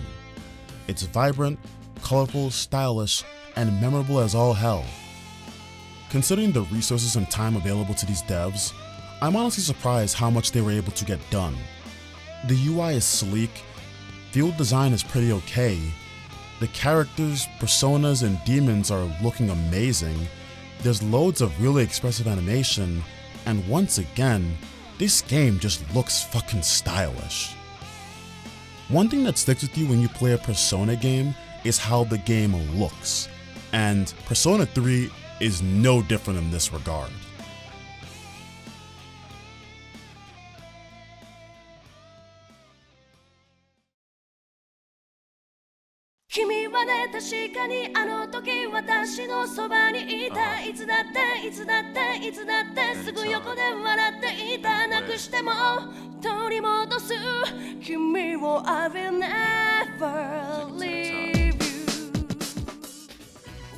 Throughout this video, I've said time and time again that Persona 3 is really unique, and perhaps no other aspect of the game does a better job conveying my point than its music.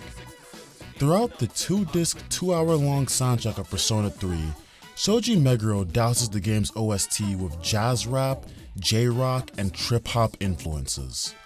Hearing this music on its own, you'd be hard-pressed to guess it was composed for a game about death where traumatized emo teenagers use their ghost powers to fight demons at night. Meguro is easily the greatest contributor to the entirety of the Persona franchise. From Revelations in 1996 all the way up to Persona 3 Reload in 2024, this man lives and breathes Persona. With a soundtrack that succeeds in almost every area, I almost don't even know where to tackle first. Keyword almost. Because I think it only makes sense to start with the most iconic thing I can, the battle themes.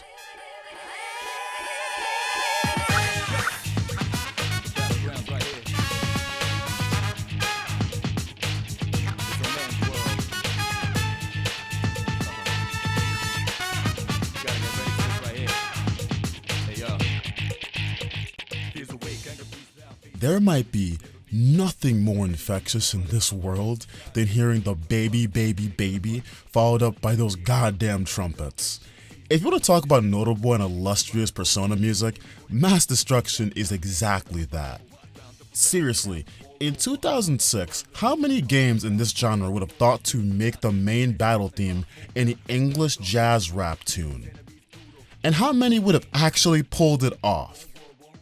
I love everything about this track, from Lotus Juice's flow to Yumi Kawamura's simple but infectious hook. There's a reason there's so many iterations and remixes of this song, and they are all good.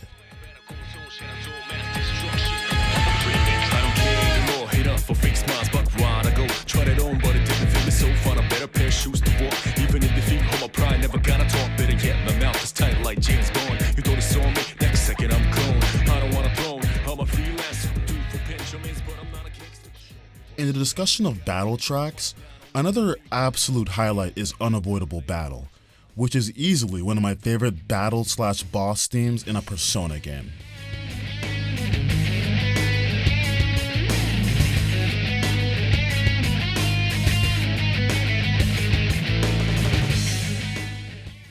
I don't know what it is, but you give Meguro a guitar and I fucking cream immediately. This track sounds like something ripped straight out of Digital Devil Saga. It is so fucking good. It's like Meguro had a DDS leftover and decided to put it in Persona 3. And it doesn't even matter if I call it a leftover because a leftover from DDS still clears most video game soundtracks, period. This game is so heavy on its jazz sound, and I do love that, but I love that this track completely breaks away from it. Perhaps my only criticism of this track is that you're only gonna hear it when I'm fighting a Strega member. Those boring sacks of shit. Moving on, another amazing boss theme is most certainly Master of Shadow. This one plays during the full moon fights, and it's really damn good.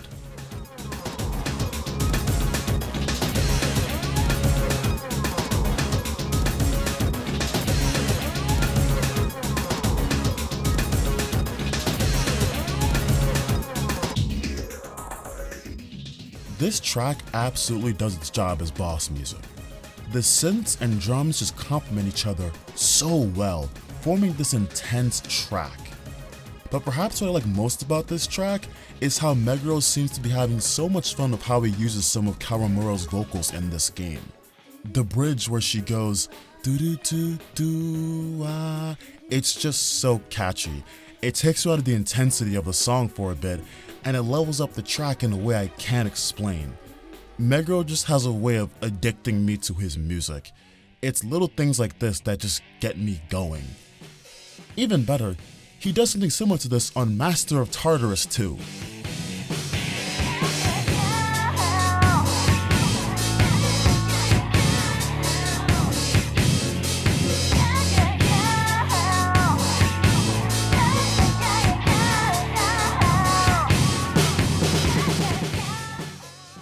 While we're discussing battle themes, I also want to run the fence for Lotus Juice real quick. Hip-hop is my favorite genre. Rap music is my bread and butter. So when I say I genuinely have no idea why people hate Lotus Juice, I really mean it. For a non-native English speaker, he pronounces things decently, and I think he writes the beat pretty well. The most legitimate and honestly hilarious criticism I've seen is that he has bad lyrics. In particular, it seems to be a sticking point for people to mention the 3 dots line. You know which one I'm talking about. Flash rhymes, quarter with spangles, ask some sounds and it terms wangles. 3 dots connect to rectangles, just like music sounds connect and rambles. I'm actually of the belief that this particular bar has been taken out of context and misinterpreted for like a decade, but I think there's something more to ask here. Even if the lyrics aren't top-notch, who fucking cares, bro? The entire reason this Japanese game chose to have English rapping on its battle themes was because they believed it would be less distracting for the Japanese audience. When you approach the music from this angle, it feels a little bit silly to harp on the actual content of the lyrics, because at the end of the day, it's just a fucking vibe, bro. The lyrics were never meant to be the primary focus. This game is filled to the brim with memorable tracks, not just its battle music. I'm serious about my usage of the word memorable here, because when you hear a song like Iwatadai Dorm for the first time, it will stick with you.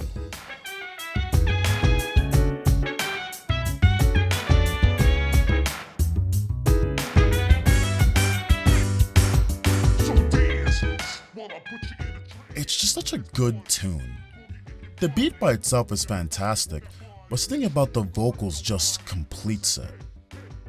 You know, for years, I just assumed this was Lotus Juice rambling some shit on the beat, but it turns out, these vocals are a sample from the Best Service Hallelujah vocal library. According to my research, apparently game studios heavily relied on sample libraries in the 90s and 2000s.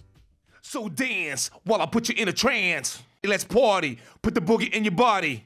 Work that body, make sure you don't hurt nobody. I say, hey, hey, hey, feeling the fire with a burning desire. Yeah, get up off of that thing. Dance and shake and let's swing. Come on, girl, let me rock your world. I'm actually really glad I looked into this because it gives me more appreciation for Iwatadai Dorm as a track. The sample in its original form is actually annoying as hell, and another game I saw using this exact same sample didn't make it much better. However, the way Meguro distorts his voice and mixes it into the track somehow just makes it work. This shit shouldn't be as palatable as it is. Pushing forward with even more unforgettable jazzy music on this OST, this game presents you with the track Changing Seasons, which plays during the second term of the school year.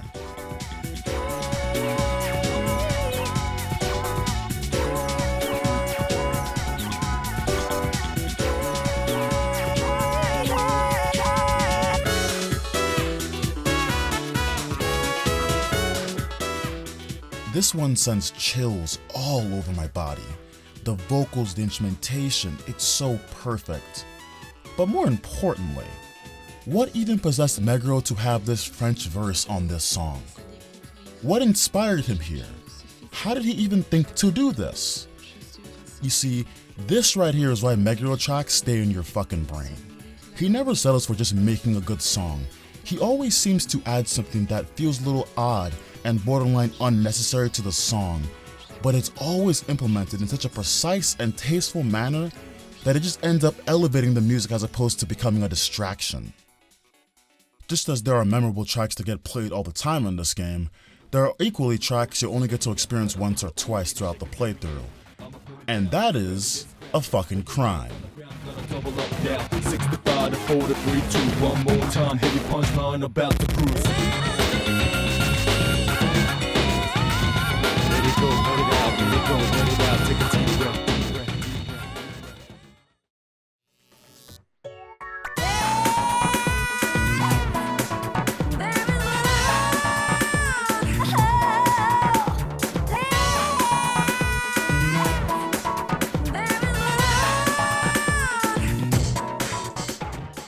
A Deep Mentality is certainly my favorite of the bunch. I don't think I've given enough praise to Yumi Kawamura throughout this video because her voice is angelic. Aside from being memorable, Persona 3's soundtrack is fucking impactful and really knows how to rise to the occasion. It takes whatever scene or moment you're experiencing and gives it life.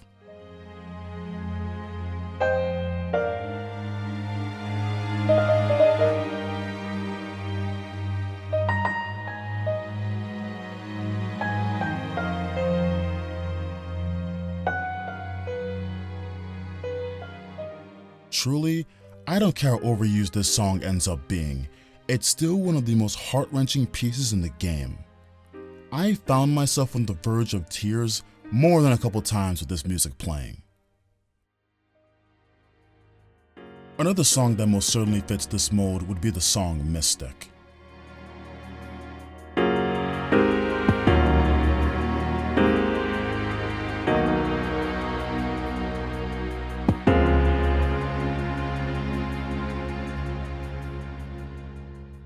I can't really put words to it, but something about this piece makes you feel a level of determination.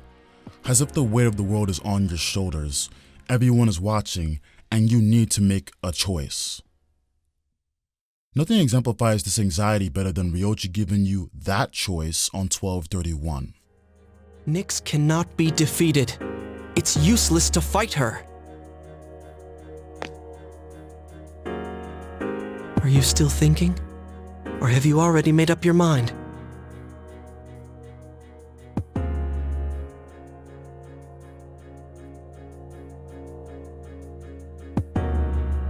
You are being asked to decide how you want to die, how you want your story to end.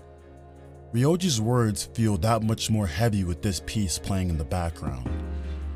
It doesn't feel as if he's threatening you, but at the same time, there's an immense pressure weighing on you. This is one of the best tracks in the game.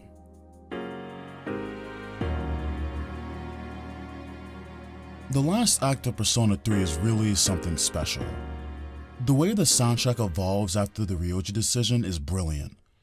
The music that was so uplifting and jazzy suddenly switches to these much more serious and attentive tracks.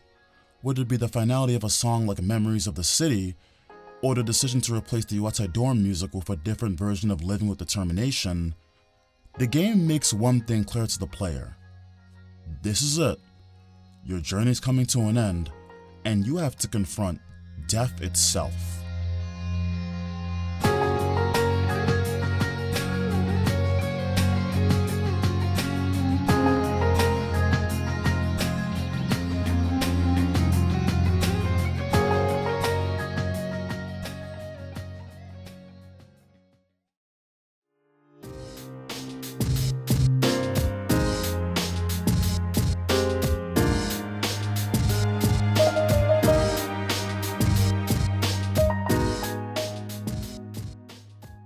The game takes the most serious tone it possibly can with the music to match.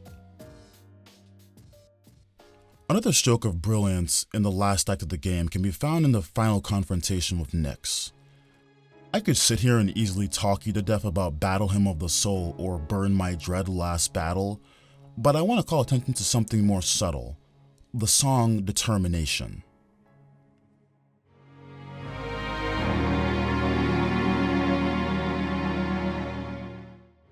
In the cutscene sandwiched between the Nyx fight and Makoto's final stand, this is the one time you hear this song played. After an entire game of listening to Living with Determination, in the moment where Makoto resolves to finish the fight, the living part of the title is finally dropped. Even the song name tells you the game's story and foreshadows Makoto's death. This is the definition of poetry.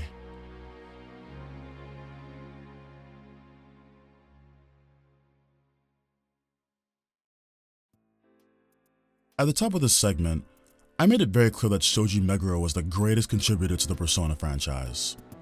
So much of what has made the past 25 years of Persona so magical comes down to the music and sound that has accompanied these games. I often feel like the modern gaming climate has a penchant for shitting on turn-based RPGs and decrying them as boring or relics of a bygone era. And in what almost feels like a response to this narrative, Meguro has just continually pushed the boundaries and defied expectations of what a traditional JRPG should sound like. Do you understand how many people got into Persona games strictly because they heard one of the many iconic pieces he's composed? I remember when I originally saw Persona 4 Golden on Steam, I legitimately purchased the game because I remembered how much I liked the song Last Surprise from Persona 5. Never played a Persona game before, didn't even know what Megami Tensei was. And you know what? I ended up loving Persona 4 so much that I decided to buy a PS4 just so I could play Persona 5 Royal. Then the dominoes kept falling, and before I knew it, I was a full-blown Megaten fan. And then I subsequently got interested in other franchises like Xenoblade and Final Fantasy. And what's really crazy is, all it took was hearing one really good song. That's all it took for me to fall in love with an entire franchise and discover my love for an entire genre of video games. Trust me, when I was a senior in high school 5 to 6 years ago, I had no idea that I would end up producing multi-hour video essays on fucking video games, especially not Persona 3. This is a labor of love that came into fruition all because I heard one song. Music discussion is easily the most subjective part of every video essay I produce, which is saying a lot because everything in these video essays are already inherently subjective. It's where I get the most attraction, and I accept that. I can't objectively tell you what makes for good or bad music, because all that really matters is how it makes you feel. Video game music in particular is a special case, because so much of how it makes you feel is just intrinsically rooted in the game itself. It's just one part of the painting. You can't isolate it all on its own. I went to bat to defend Lotus Juice earlier, but I'm self-aware. I wouldn't have liked Lotus Juice music or even known what it was without the context of Persona 3 being attached to it. And you know what? That's perfectly fine. So much of my love for Persona 3 is rooted in this OST. Meguro is one talented motherfucker, and I'm really glad I got to experience this game's sound once more. Everything about this soundtrack has touched me since I first heard it, and I'm glad that sentiment has remained the same.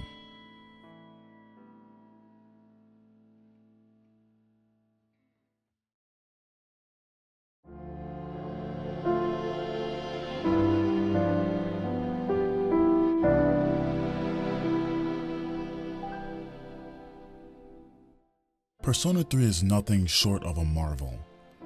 This is a project that had everything working against it, and somehow, against all odds, became a massive success both critically and financially. What I admire most about this game is just how many risks were taken with its creation. Even with mounting pressure hanging over the heads of every developer on this team, they didn't let that stop them from creating something truly eccentric or unique. They didn't settle to create something safe, nor did they attempt a cash grab.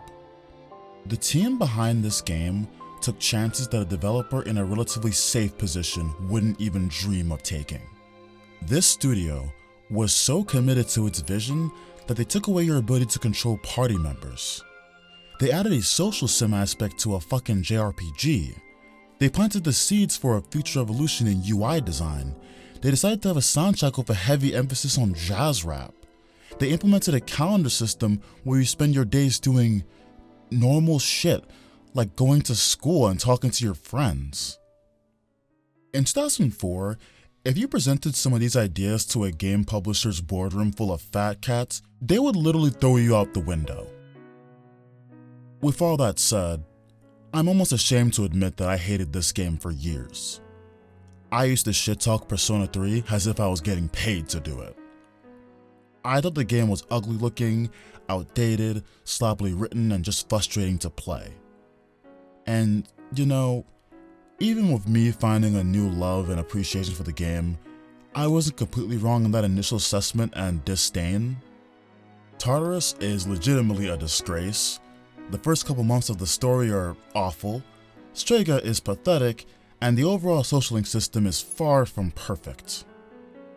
I am glad to say now though, my tune on this game is completely flipped. I'm rating Persona 3 a 7 out of 10.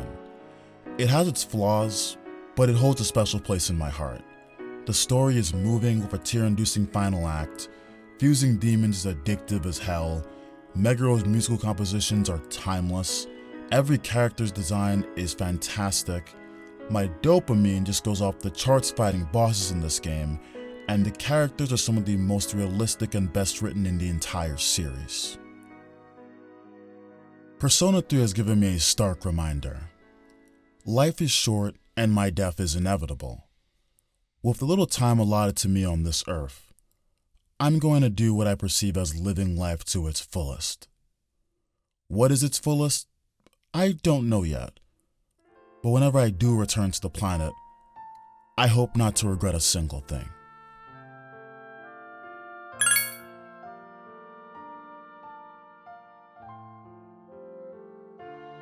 Thank you for watching. Memento Mori.